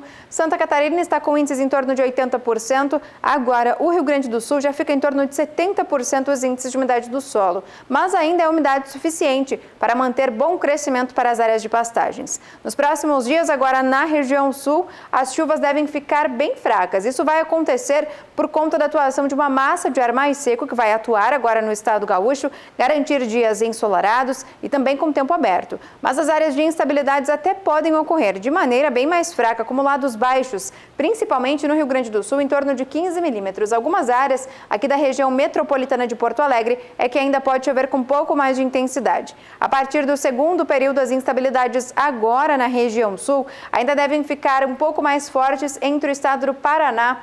Pode chover acumulados de até 70 milímetros. Nas demais áreas da região sul, a chuva vai ser mais fraca e vai vir intercalada com dias de tempo mais seco. No decorrer do terceiro período, na primeira semana do mês de dezembro, as chuvas agora na região sul, elas perdem intensidade. Mesmo assim, o estado do Paraná ainda segue recebendo pancadas mais fortes do que nas demais áreas da região, enquanto que o Rio Grande do Sul e também o estado de Santa Catarina devem receber pancadas de fraca intensidade e também pancadas isoladas. Então, a partir dos próximos períodos, as instabilidades ainda devem ocorrer na região sul, com um pouco mais de intensidade no estado do Paraná. Então, essas pancadas devem manter a umidade do solo ainda bastante elevada no estado paranaense. Agora, entre o Rio Grande do Sul e Santa Catarina, como as chuvas são mais fracas, elas não devem aumentar a disponibilidade hídrica do solo, mas elas têm potencial para manter a umidade do solo ainda em níveis favoráveis para o crescimento das áreas de pastagens.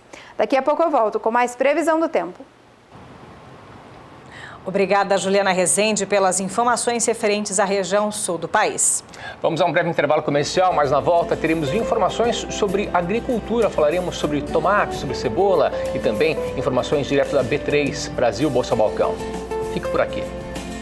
8 horas e 43 minutos pelo horário brasileiro de verão. Para você, uma excelente manhã de quarta-feira aqui em companhia do Bom Dia Produtor. E agora é hora de mercado, Antônio? Hora de mercado, hora de sabermos como que está o mercado das commodities, como que estão as negociações no mercado financeiro.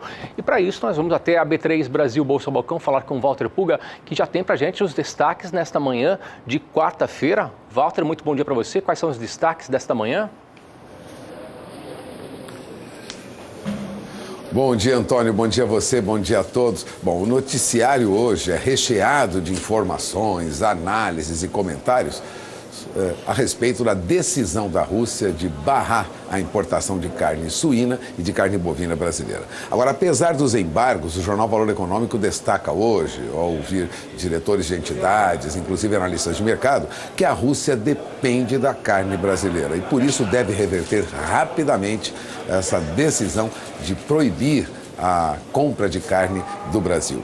Se depender dos fundamentos, da oferta e da demanda, o embargo russo às carnes bovina e suína do Brasil deve ter fôlego curto. Bom, fechada para os Estados Unidos e para a Europa desde aquela crise lá na Crimeia, né? A Rússia vai depender mesmo de fornecedores brasileiros e também da América do Sul. Não há países no mundo com capacidade para fornecer para a Rússia neste momento. Agora, com o objetivo de transmitir de maneira bem agressiva, né, a insatisfação ao não ter, né, atendido o seu pedido de mercado de trigo, pescado, a Rússia decidiu barrar a carne brasileira. É um momento em que as negociações ocorrem e que a Rússia pleiteia maior espaço para o trigo no mercado brasileiro. O trigo russo é de qualidade, é verdade, mas nós temos vínculos com a Argentina, temos vínculos comerciais com o Canadá. Os russos querem agora espaço para negociação conosco. E aproveitou, lógico, a Rússia esse momento para colocar na mesa um impedimento à carne brasileira, né? A Rússia, na verdade, escolheu o melhor momento para proibir as carnes brasileiras, de acordo com especialistas ouvidos pelo jornal Valor Econômico. Agora, de qualquer modo, a avaliação do setor, é importante ressaltar isso, é de que os russos devem reverter esse embargo rapidamente. No médio prazo, o Brasil é insubstituível, como lembrava Adolfo Fontes. Ele é analista do mercado de carnes do Rabobank. Segundo ele, problemas com a Crimeia impediram a compra de carne na Europa, então a Rússia não tem mercado para correr, né? Não tem Estados Unidos. Para ter uma ideia da relevância do Brasil, basta dizer que o Brasil é o quarto maior produtor de carne suína do mundo. É o maior produtor e o maior produtor, a China, só abastece o mercado interno. Estados Unidos e União Europeia estão entre terceira e quarta posição. Não podem vender para a Rússia, então não há alternativa. Será necessário mesmo reverter rapidamente essa decisão. Agora, em carne bovina, o Brasil também é relevante, como lembrava o analista do Rabobank, Adolfo Fontes, né? Com os embargos em decorrência desse problema geopolítico, só os países da América do Sul teriam condições de enviar carne para os russos. E a capacidade brasileira é muito superior à dos demais países da América do Sul. Segundo o maior produtor da região, a Argentina, por exemplo, deve exportar 280 mil toneladas este ano, dado que eu tenho anotado aqui, e apenas para a Rússia, que representa 11% apenas dos embarques brasileiros, as vendas somam 130 mil toneladas agora de janeiro a outubro. Então, analisando esses números, considerando o que a Argentina pode ofertar, os russos devem reverter essa decisão rapidamente. E isso é o que ocupa espaço. Esse é o assunto que ocupa espaço em todos os jornais, sites de internet que tratam do agronegócio. Mas há um outro assunto que é importante também para o Brasil e que está em discussão lá na Câmara Federal, né, no Senado Federal, no Congresso Nacional. É que o presidente da Câmara Federal, Rodrigo Maia, prometeu pautar urgência para o projeto de lei do Renova Bio, aquele projeto que acelera a mistura de biocombustíveis à gasolina, ao diesel, né, e até mesmo a utilização de gás, né, proveniente de recursos bio, né? Resumindo, café da manhã com os deputados ontem da bancada ruralista do Congresso, as entidades do setor sucroenergético estiveram com o presidente da Câmara, Rodrigo Maia. Ele se comprometeu a pautar em plenário o requerimento de urgência para acelerar aquela votação do projeto de lei que cria o programa Renova Bio, marco regulatório aí para os biocombustíveis, né? Combustíveis renováveis no país. A expectativa é de que o setor tenha o tema analisado ainda ontem e hoje. Portanto, a expectativa é de que rapidamente o assunto comece a pautar o trabalho do Congresso. Depois dessa reunião com o presidente do Congresso, Rodrigo Maia, os representantes do setor se reuniram com diversos parlamentares para convencê-los a votar a urgência desse projeto de lei. Segundo André Rocha, presidente do Fórum Nacional Sucroenergético, o setor já conseguiu mais assinaturas do que o mínimo necessário. Bom, a presidente da Única, da União da Indústria de Cana-de-Açúcar, que é sediada aqui em São Paulo e reúne usinas de açúcar de todo o centro-sul do país, atestou ainda que a retomada dos investimentos no setor sucroalcooleiro não vai acontecer sem o RenovaBio. Portanto, é fundamental a aprovação do RenovaBio, que propõe, na verdade, um aumento da mistura de etanol no diesel e na gasolina. Sem o RenovaBio,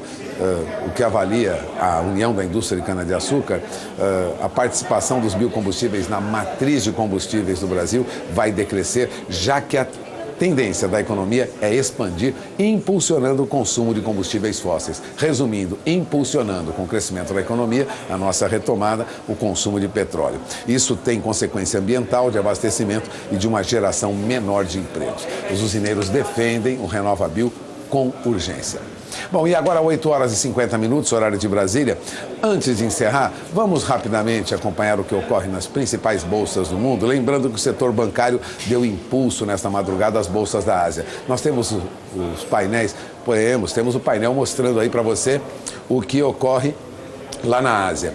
Bom, Tóquio tem o índice Nikkei com alta de quase 0,5%, Hong Kong tem o índice Hang Seng com alta de 0,62%, Xangai sobe mais de 0,5%, Shenzhen recuou. Shenzhen é uma bolsa de menor expressão na China, mas, de certo modo, tem obtido destaque em todo o mercado mundial, queda de 0,30%. Agora, o índice Kospi da Bolsa de Seul veio em alta, os investidores, na verdade, trabalharam muito focados nesta madrugada lá em ações de bancos. Agora, na Europa e nos Estados Unidos, o mercado não tem força não, né? Véspera do feriado de ação de graças nos Estados Unidos, que será amanhã. Hoje devemos ter um volume de negócios menor no mercado americano. Agora há pouco o índice Dow Jones Futuro tinha uma alta leve de 0,08%, o Standard & Poor's subia 0,03%.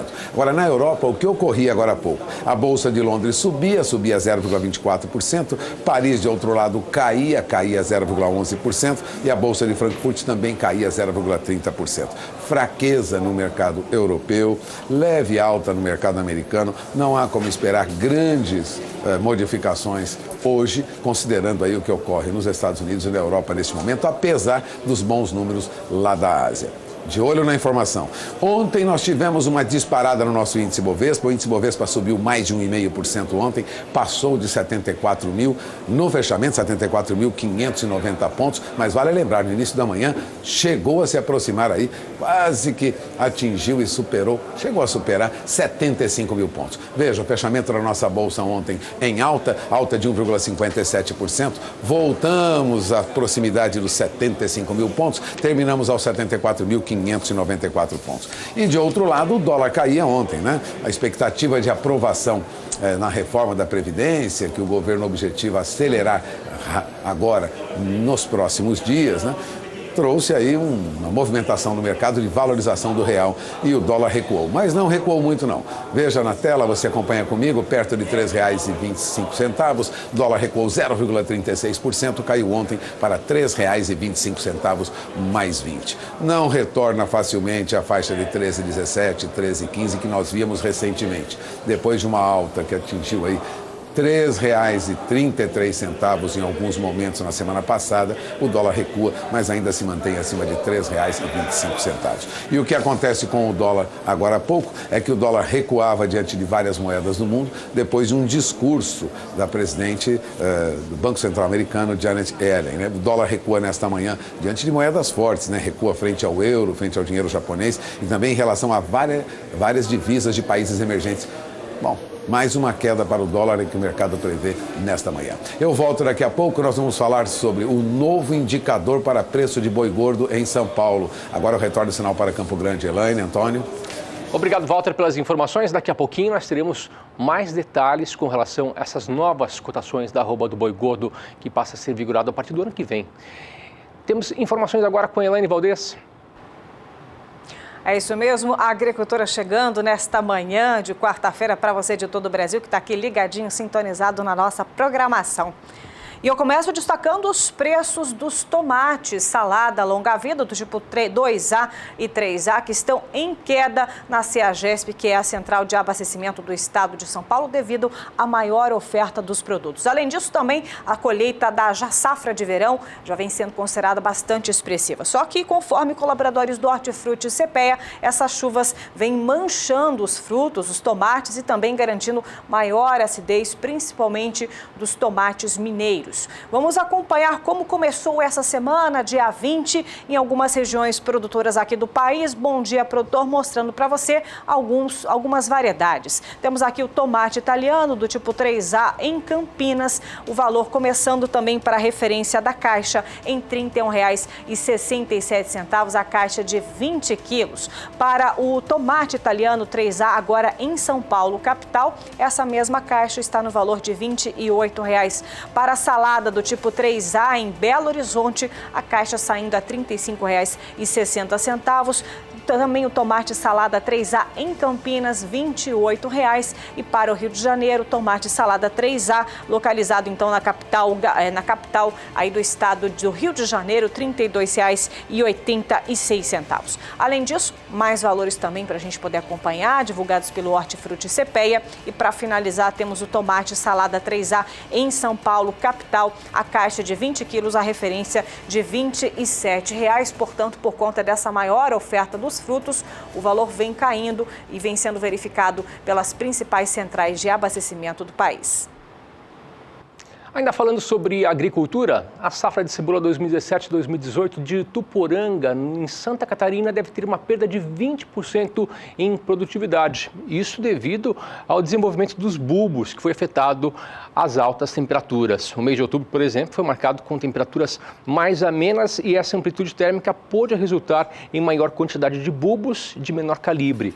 As informações são do Complexo de Pesquisas de Frutas e Hortaliças do Centro de Estudos Avançados em Economia Aplicada. Segundo os colaboradores do CPEA, a grande incidência do piolho da cebola na região resultou no aparecimento de um vírus que não pôde ser encontrado há muito tempo, que não havia sido encontrado na plantação de cebola há algum tempo. A doença afetou algumas lavouras e pôde reduzir a produtividade por conta do subdesenvolvimento dos bulbos e danos às folhas. A comercialização da hortaliça na Praça Sulista começou na semana passada e deve seguir até maio de 2018. É importante lembrar que o estado é o maior produtor brasileiro da cultura de cebola.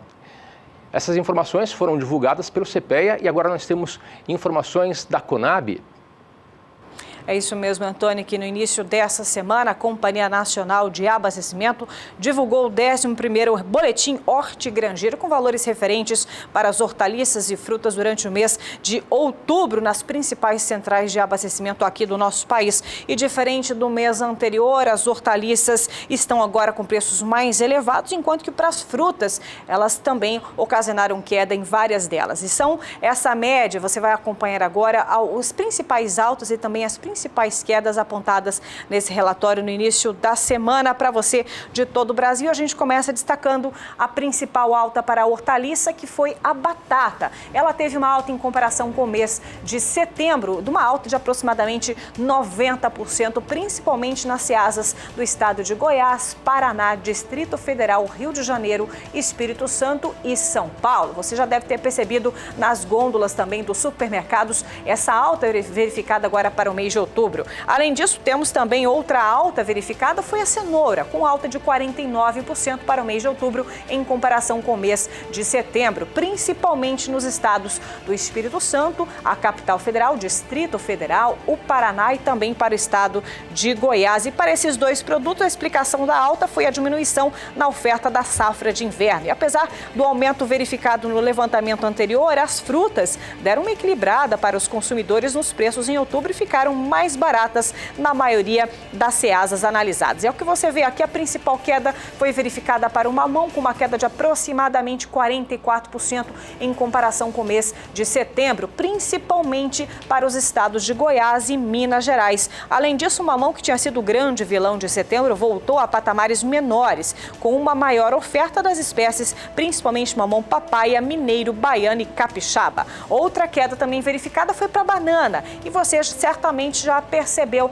também no supermercado que elas estão mais baratas. 17% foi a queda verificada para o mês de outubro em comparação com o mês de setembro, principalmente nas ceasas de Minas Gerais, Pernambuco, Goiás e também Espírito Santo. A banana mais barata nos mercados atacadistas após os meses de agosto e setembro terem sido de cotações estáveis. Isso porque a oferta do produto aumentou na maioria das ceasas, principalmente do tipo prata. Outra boa notícia é que o preço de algumas frutas natalinas já começou a cair, com destaque para o pêssego, ameixa e damasco. É o Natal praticamente bem pertinho, contando os dias para as festas de final de ano. Uma boa notícia já para esses valores mais em conta nas principais centrais de abastecimento verificadas pelo Hortifruti Grangeiros.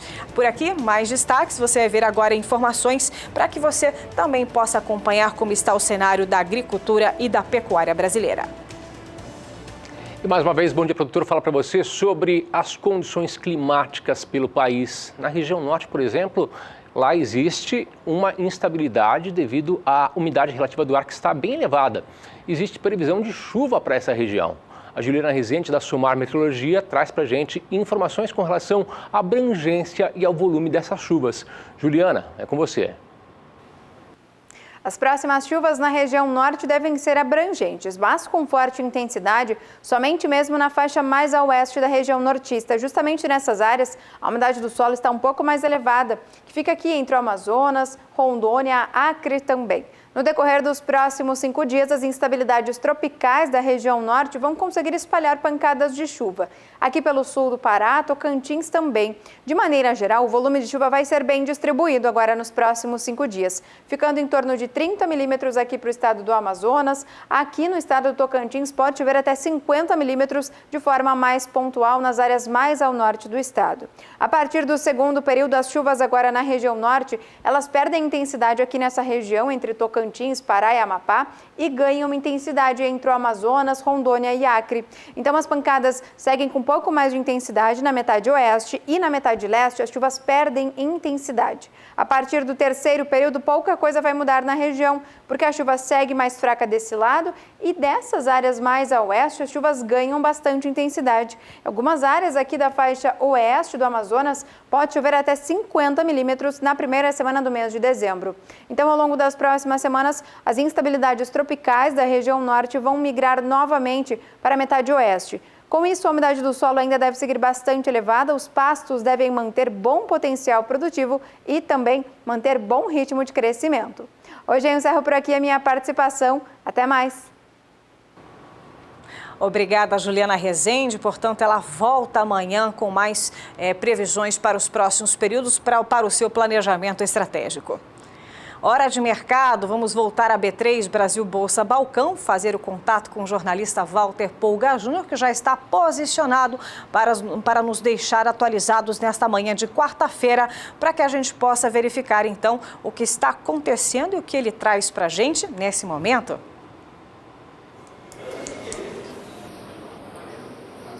Bom, Elaine, o que ocorre é que nós temos uma mudança a partir de março em São Paulo, né? O indicador boi gordo, a partir de março, será elaborado e será acatado aqui pela B3, pela nossa bolsa, através do IEA, o Instituto de Economia Agrícola. E ele vai apurar o valor médio das negociações com nota fiscal. Ou seja, a Secretaria da Fazenda vai ceder para o Instituto de Economia Agrícola os números que vão compor definitivamente esse indicador boi gordo. Sara Kirchhoff conversou com o diretor do IEA, Celso Vegro. Acompanhe.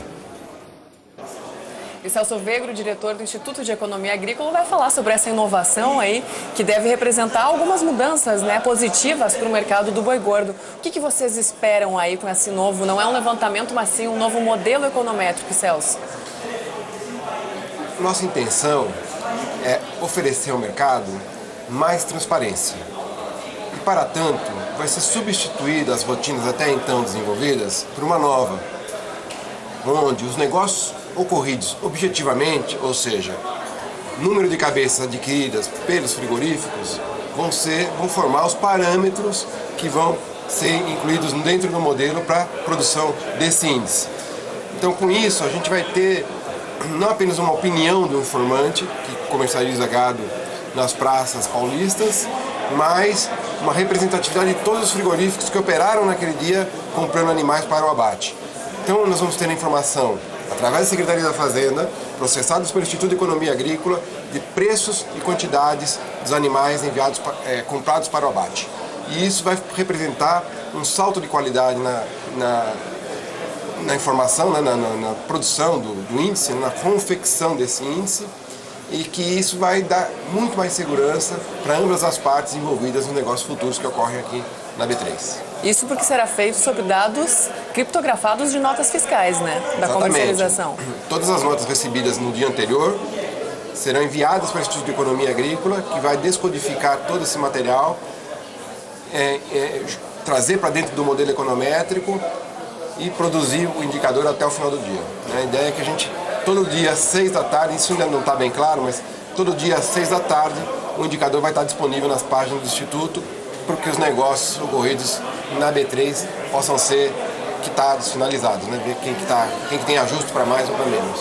Celso, isso de alguma forma deve impactar aí nas especulações também, né? A gente precisa lembrar sempre que o especulador possui um papel muito importante nos mercados de commodities, né? Ele não pode ser demonizado em hipótese alguma. Ele injeta liquidez nesse mercado e sem liquidez não existe mercado. O mercado existe porque há liquidez e grande parte dela vem do chamado especulador, diria que é um mal necessário para o mercado. Eu diria que talvez vai ficar um pouco assim, digamos assim, é difícil fazer uma previsão assim de futuro, mas partindo de um dado objetivo de preços e quantidades, veja bem, não estou falando só de preços. Certo. Preços e quantidades, eu acredito que a qualidade da informação se aprimora e permite os agentes econômicos tomar posições mais realistas, né? Com mais certeza da possibilidade de ganho ou eventualmente uma perda pode vir a ocorrer e então recuar no posicionamento de mercado. Então, traz uma informação mais a qualidade da informação sendo mais objetiva, dá mais segurança para o aplicador fazer as suas posições. E esse novo modelo, ele acontece com uma parceria com a Bolsa de Valores aqui de São Paulo, né? Estamos agora nessa semana iniciando as conversações, já vimos tendo conversações, mas agora partimos para a formalização mesmo jurídica desse contrato, né? E durante os próximos 90 dias, nós vamos ficar trabalhando com os dados da Secretaria da Fazenda, com os técnicos da Cefaz, para fazer os últimos ajustes, verificar a consistência da informação e aí sim liberar a partir de março, efetivamente, é um prazo mais ou menos combinado já com a Bolsa, a partir de março começar realmente a funcionar esse novo índice. Vai ter que fazer ajustes no mercado, quem que sai da posição do antigo índice para o novo, como que faz essa transição, que não haja perdas. Você não muda o jogo no meio. Certo. Tá certo? O jogo vinha jogando de um jeito e faz uma mudança assim, pode gerar perdas para aplicadores, para investidores. Então essa mudança não pode ser feita de qualquer jeito. Tem todo um rito para ser cumprido e os técnicos da B3 estão trabalhando nisso. O termo de cooperação, inclusive, já foi assinado com a Secretaria na última semana, né? Na quinta-feira passada, ao lado do secretário da Fazenda, Elcio Tokesh, um homem que tem uma vivência muito grande na agricultura. Inclusive o pai dele foi meu professor na Exalc, né? Uma coisa bem curiosa de ter acontecido. A gente assinou o termo de cooperação e essas notas vão começar a chegar para o Instituto, provavelmente semana que vem. Veja bem, Sara, a gente tem muito na cabeça aqueles momentos em que o produto agrícola é jogado fora porque não tem preço, ou sacas de milho apodrecendo ao céu aberto porque não tem armazém. Então, perdas de alimentos calam profundamente na população. Mas essa informação digital que nós temos na Secretaria da Fazenda, ela vinha ocorrendo desde sempre. Sim. Há mais de 5 anos essas notas fiscais eletrônicas existem lá na Secretaria da Fazenda. E elas estão perdendo da mesma forma do que esse alimento que apodrece. Nós não podemos. Então a ideia hoje é pegar essa informação que é riquíssima, valiosíssima para o mercado, transformar num produto necessário, importante, sem o qual o mercado não tem parâmetros para funcionar, e impedir que ela apodreça. Assim vale também para as informações de milho, para soja, para café, para todos os demais indicadores que a B3 trabalha. Nossa pretensão é vir a trazer essas notas também e ir implantando paulatinamente os demais modelos baseados em negócios objetivos, assim como o do gado será a partir de março. Isso mesmo, eu gostaria que você falasse então dessa expectativa de levar isso para outras culturas também. Como é que isso deve ser? Se existe já alguma previsão nesse sentido? Nas conversas com a B3, o próximo deverá ser o milho, tá? Então nós estamos já saindo do boi, nós vamos começar a trabalhar a questão do milho também, e aí nesse cronograma, né? Faz um aditamento no contrato com a Cefaz, que a Cefaz, por enquanto, é um contrato de boi. A gente vai ter que aditar esse contrato para entrar o milho, receber as informações de milho, negociar uma metodologia KB3, né? Uma metodologia de cálculo que seja aceita por ambas as partes, e a gente passa então a ter lá para o meio do ano de 2018 também o milho. E aí vamos ver a soja, vamos ver o café. A ideia é implantar todos. Deve impactar. E é importante, Sara, frisar o seguinte: tomando esse procedimento, nós vamos ter agora no mercado de commodities brasileiro, commodities agrícolas, a mesma sistemática americana. Certo? A única diferença é que os americanos trabalham, me parece, não tenho certeza, com os dados do dia.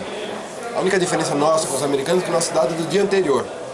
Tá? Mas isso, provavelmente, com o aprimoramento da tecnologia da informação, nós vamos conseguir dar espaço no futuro, também essa informação do dia. Quer dizer, eu recebia, sei lá, até as 4h30 da tarde as notas do dia e fechar até as 6 da tarde o índice. Provavelmente um dia a gente vai chegar nisso. Sim. Né? Mas, por enquanto, está sendo com um delay de um dia. Eu ia te perguntar justamente sobre isso, como é que vai ser essa divulgação, assim? Ainda não está fechado, como eu disse, nós estamos numa fase de contratação com a B3 e provavelmente esse índice vai ficar disponível na página do IA em determinado horário que seja compatível com o fechamento da nossa bolsa e a abertura de Nova York para evitar arbitragens. Né? Certo. O preço do boi gordo, a gente está falando do preço de São Paulo, né? É a Praça de São Paulo. Todo esse trabalho feito com a Secretaria da Fazenda do Estado diz respeito às notas fiscais emitidas dentro do território paulista. Tá certo. Celso Vegro, para encerrar, o que vocês esperam que isso contribua para o pecuarista e para o produtor que está lá no campo? No que isso deve refletir para ele que está lá? O pecuarista, ele precisa de um preço, certo? A gente não vai interromper nossa série de preços. Então, o preço levantado por telefone continua existindo, porque é uma série de 42, e em estatística não existe isso interromper uma série histórica, não existe. Então nós temos 75 anos de preço de boi e vai continuar sendo feito. Então o pecuarista já tem noção do preço divulgado pela instituição, diariamente. Né? Um boletim de preço sai às 11 da manhã. E o índice de preço, ele pode ser usado para vislumbrar cenários para o mercado, né? Uma trajetória, uma tendência, porque o índice ele pondera preços e quantidades. Então dá uma condição de entender melhor o mercado, né? Porque às vezes você tem um preço em alta, mas a quantidade estagnada, né? Ou então ao contrário, a quantidade sobe muito e o preço não se move. E isso tudo melhora um pouco o feeling do produtor para saber se é hora de comprar boi magro, vender boi gordo para repor boi magro, e dar uma noção melhor de como ele trabalhar esse mercado, tendo em vista que envolve preços e quantidades. E agora com mais segurança, portanto. Com mais segurança, porque o volume de notas que a Cefaz obtém diariamente, recebe diariamente, é muito superior do que o número de telefonemas que eram dados até então para formar o preço. É mais de 10 vezes mais. Né? E negócios objetivos, né? Assim, ninguém ali não tem como ter uma opinião. Né? Ali saiu dinheiro do bolso de alguém, foi do bolso de alguém por meio de uma nota fiscal que registra essa operação comercial. Então isso realmente dá uma segurança muito grande para todo o mercado acompanhar esse indicador de uma forma acreditável. Né? Quer dizer, é possível acreditar naquilo, porque aquilo... E isso vai ser auditado, né? Veja bem, pode acreditar, porque não só o IA tem certificação de qualidade ISO 9000, como a própria Cefaz, a Secretaria da Fazenda, vão enviar periodicamente seus auditores para observar, né? Auditar o nosso trabalho. Tá certo, Celso. Muito obrigada pelas informações, obrigada pela boa notícia e você é sempre muito bem-vindo aqui. Muito obrigado, Sara. Estamos disponíveis sempre a qualquer convite. Que bom. Mais uma vez, obrigada pela sua presença aqui no SBA e nós voltamos ao programa. Bom, como você vê, pecuarista, de olho na informação, porque isso muda a partir de março, ou seja, os valores serão apurados através das notas fiscais emitidas pelos frigoríficos e que serão mantidos. Do ponto de vista da empresa, de quem recebeu a nota, sigilo, serão mantidos os sigilos. Mas é importante que esse número será o número real, efetivo de negociação. Ele foge da situação de responder perguntas e especular alguma pergunta distorcida. Tudo será calculado agora, tendo como referência documento oficial do governo do estado de São Paulo, que será concedido, vou repetir, em caráter sigiloso, para o Instituto de Economia Agrícola, órgão que será responsável pela apuração desse novo indicador que será implantado agora a partir de março do ano que vem. E aguarde, porque na sequência nós teremos o mesmo procedimento para milho, para café e para soja negociado no interior de São Paulo. Daqui a pouco eu volto, nós vamos falar sobre comportamento de preços no mercado. Agora eu retorno o sinal para Campo Grande. Elaine, Antônio. Obrigada, viu, Pulga, pelos esclarecimentos em relação a essa mudança que começa em março de 2018. Mas por aqui, nós vamos para o último intervalo comercial dessa edição. E voltamos daqui a pouquinho para falar sobre um evento que acontece aqui na região Centro-Oeste, que é um dos principais eventos do agronegócio, é o MS Agro. Voltamos em 2 minutos. 9h17 pelo horário brasileiro de verão. Para você, uma excelente quarta-feira em companhia do Bom Dia Produtor. Reta final, mas ainda em tempo de algumas informações importantes, como, por exemplo, nesta segunda-feira começou aqui em Campo Grande, capital sul-mato-grossense, onde fica a sede da rede SBA MS Agro, um dos principais eventos do setor, que vem discutindo a pecuária, como que está o cenário do mercado atual. É isso que a gente vai ver agora nessa reportagem de Miriam Valadares. Casa cheia durante mais uma edição do MS Agro. O evento, realizado na FamaSul, em Campo Grande, contou com a presença de produtores, pesquisadores e empresários ligados ao setor rural. Nosso grande interesse enquanto Sistema FamaSul Senar é compartilhar conhecimento, e a partir desse princípio nós trazemos personalidades de renome nacional para poder colocar suas opiniões no momento que há uma necessidade muito grande de adequação por parte não só do produtor rural, mas também de toda a sociedade. A noite foi marcada pela palestra do economista Eduardo Gianetti, que abordou o tema A Nova Geopolítica e o Realinhamento das Estratégias Nacionais. O Brasil está saindo da sua mais longa e mais profunda recessão em 2017. 2018 deve ser um ano em que a economia volta a uma normalidade. Devemos ter um crescimento da ordem de 2,5% a 3%. Mas nós temos que pensar o caminho à frente, porque o que nós estamos vendo agora no Brasil é uma recuperação cíclica. Não é o crescimento sustentado, que depende de investimento, depende de um trabalho de melhoria da capacidade produtiva, formação de capital humano, infraestrutura. Para tudo isso nós vamos ter que fazer reformas que provavelmente ficarão a cargo do novo governo. Em relação à geopolítica, a mensagem principal é que o Brasil tem um enorme espaço a ocupar no comércio internacional. Nós estamos vendo um crescimento muito acelerado de economias emergentes, especialmente na Ásia, e o Brasil precisa descobrir os mercados que ele pode ocupar nessas novas economias emergentes que vão demandar produtos que o Brasil é capaz de fornecer. De olho no horizonte, é preciso estudar as estratégias para alavancar ainda mais o potencial produtivo de Mato Grosso do Sul. Primeiro que a gente entende que o agro tem um processo de transformação muito grande. Hoje a gente está falando em tecnologia, em agricultura digital, então a gente acredita numa modificação muito do agro. Daí a importância de nós, como política pública estadual, trazer esse conhecimento, seja para o acadêmico, seja para o produtor rural e para a própria instituição do governo. O governo também precisa se preparar para esse novo agro. Então acho que essa é a linha, a gente buscar conhecimento para que a gente possa estar preparado para essa nova revolução que está acontecendo no agro. 9h20 pelo horário brasileiro de verão, hora de voltarmos até São Paulo, até a B3, Brasil Bolsa Balcão, para saber como estão as negociações do mercado financeiro. Walter, quais são os destaques do mercado financeiro da Bovespa? Conta pra gente. Bom, vamos começar como sempre pelo café, não, Antônio? Lembrando que ontem o café terminava em alta na Bolsa de Nova York. Isso trouxe até uma recuperação para o café negociado aqui também na B3. Mas eu falo de café arábica, porque a informação de que os países produtores de café, como a Índia e a Indonésia, devem aumentar a produção de café, pressionou as cotações do café robusta na Bolsa de Londres. Agora, café arábica negociado aqui, ontem, alguns vencimentos até que obtiveram aí um movimento de alta, né? O caso, por exemplo, do café com vencimento em setembro do ano que vem, que ganhou $1,10 por saca. Agora, nesta semana, o mercado cede bastante, né? Nos últimos dias o café perdeu preço no mercado internacional.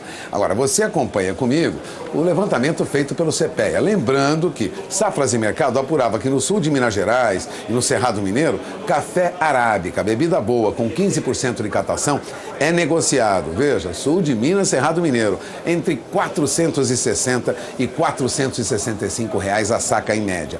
Já o café arábica Rio, tipo 7, lá da Zona da Mata de Minas Gerais, em torno de R$ 420 a saca. Agora veja o número do CPEA. O CPEA apurava ontem que, em média, a café arábica subia 0,88%, subia para R$ 452,97 a saca em média. Então, uma alta para a média dos negócios com café, embora não retorne ainda aos valores de 14 de novembro. É uma recuperação. Isso traz café neste mês em alta de 0,39%.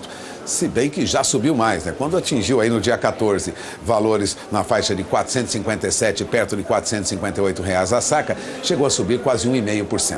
Agora, café robusta continua sob pressão.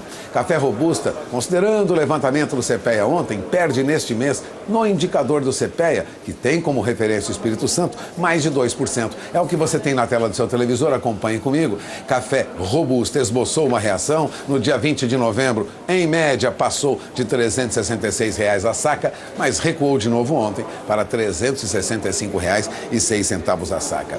Em suma, perde mais de 2% neste mês o indicador de café robusta lá no Espírito Santo. Café arábica ainda tem alta, café robusta não. Agora, o que acontece na Bolsa de Nova York agora com café arábica, você acompanha na tela do seu televisor.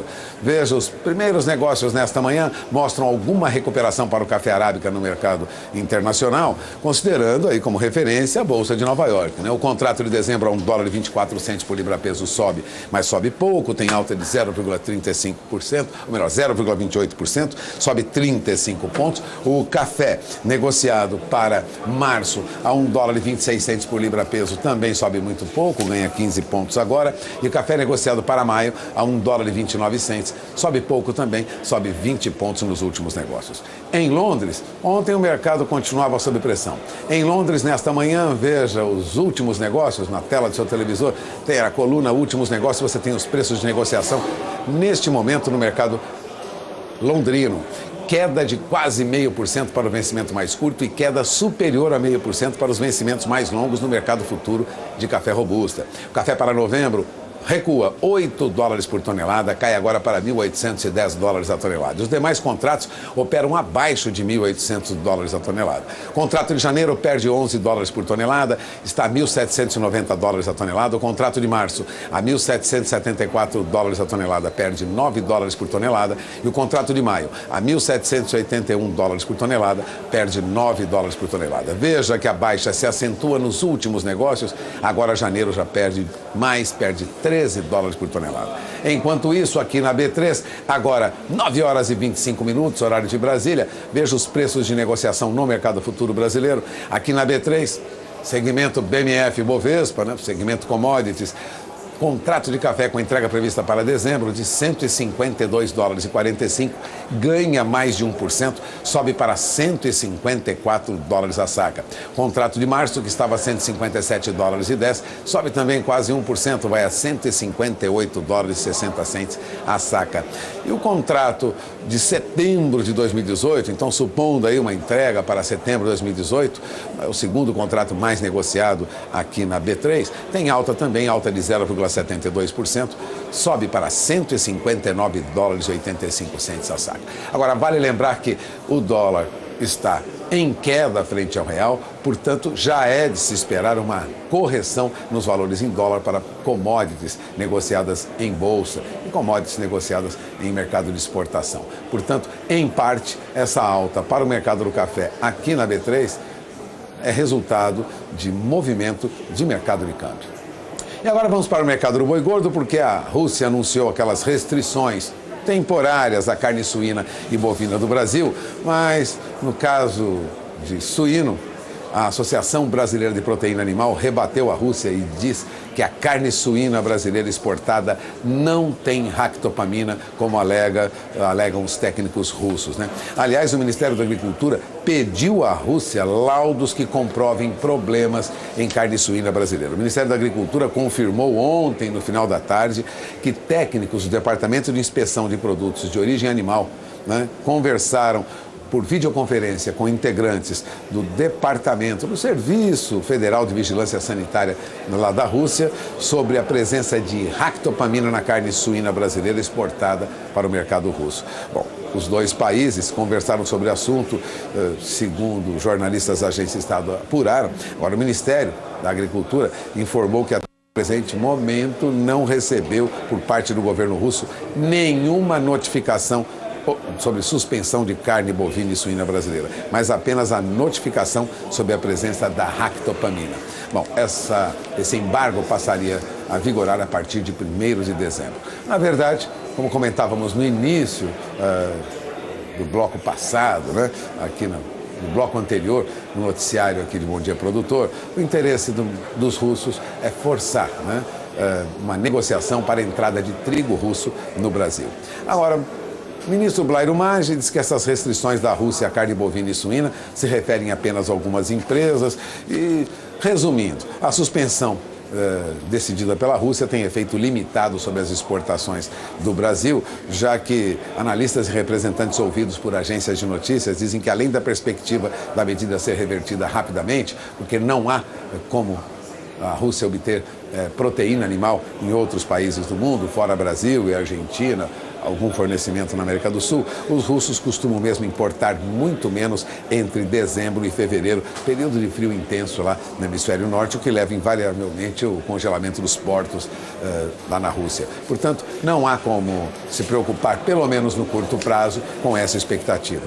Bom, o boi gordo ontem teve um ritmo lento de negócio, os preços se mantinham estáveis, média R$ 143 arroba em São Paulo, segundo o Safras e Mercado Minas Gerais 139, Goiás permaneceu em 137 arroba em média, no Mato Grosso do Sul R$ 135, Mato Grosso R$ 131 arroba. Agora, o que o CPEA constatava ontem, você tem na tela do seu televisor. Uma alta de mais de 1,5% para preço médio de boi gordo negociado no estado de São Paulo. Subiu para R$ 141,70 a arroba, ou seja, uma alta entre os dias 20 e 21 de novembro de mais de 1,5%. Uma forte recuperação. No mês de novembro, boi gordo no indicador CPEA tem alta de quase 1%. E o bezerro no Mato Grosso do Sul? Bezerro continua sob pressão e perdia ontem quase 1,5%. Boi gordo ganhava preço, mas bezerro recuava quase 1,5% na média CPEA, apurada diariamente no Mato Grosso do Sul. Em média, bezerro era negociado ontem a R$ 1.183,65 por cabeça. Agora, o que ocorria ontem aqui no Mercado Futuro, com essa notícia de embargo russo, é que o mercado já reagia em baixa, né? Ontem nós tivemos queda de até R$ 1 por arroba em média no Mercado Futuro para boi gordo. Agora, e os primeiros negócios nesta manhã? Você acompanha comigo a evolução dos negócios com boi gordo aqui no Mercado Futuro da Bolsa, 9 horas e 30 minutos. Novembro sobe 0,21%, depois da baixa de ontem vem uma alta, sobe de novo para R$ 142,15 arroba, e o boi com entrega para dezembro, que estava R$ 145,25, sobe agora para R$ 146 arroba, alta de mais de 0,5%. Há, na verdade, uma perspectiva de recuperação de preço para boi gordo depois da baixa dos últimos dias, da notícia da Rússia que influenciou o chamado mercado futuro, né? Que é conhecido mercado futuro, que sinaliza para o pecuarista preços lá na frente. Bom, e antes de encerrar, eu gostaria de lembrar que mesmo com a notícia do embargo russo, o preço de carne suína seguia estável, viu? A suinocultura brasileira encontra alguns desafios neste quarto trimestre, apesar de ser influenciado aí pela crise econômica do país, o setor até que respira aliviado com um tímido crescimento aí do PIB, né? Em aproximadamente 0,70%, mas há um alerta, né? Lógico, com esse bloqueio de compra russa de carne suína. Mas o mercado ficou estável ontem. Não ocorreram grandes alterações nos preços, não. Pelo menos em Santa Catarina, veja, o CPEA apontava ontem que, em média, né, Suíno vivo, negociado em Santa Catarina, mantinha a cotação em R$ 3,49 por quilo, ou seja, sem alteração. Também não ocorreram alterações nos preços em Minas Gerais, Paraná, Rio Grande do Sul, São Paulo. Não ocorreram alterações, não. Aliás, destaque para Minas Gerais, você não tem na tela do seu televisor, mas suíno vivo subiu mais de 4% este mês, em média, em Minas Gerais. E os preços se mantêm em Santa Catarina com uma leve queda de 0,57%, mantendo ainda a estabilidade. E essas são as principais informações. Antes de encerrar, vamos para o dólar, porque dólar negociado agora, referência para mercado de importação e exportação, a R$ 3,25 mais 30, o dólar sobe 0,03%, contrariando a expectativa de baixa do dólar, viu? Porque o dólar perde valor frente a outras moedas do mundo nesta manhã. Mas aqui mantém números perto da estabilidade, ainda na faixa de R$ 3,25, como você viu agora. Eu encerro a minha participação em Bom Dia Produtor. Vamos encerrando o programa, não, Antônio, Elaine? Eu volto agora ao sinal para Campo Grande.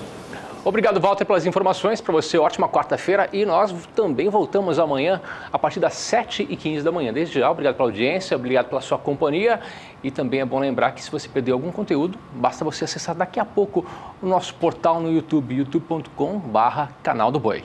Que a sua quarta-feira seja bastante produtiva e amanhã, a partir das 7h15, pelo horário de Brasília, encontro marcado aqui com o Bom Dia Produtor. Tchau, tchau. Boa quarta.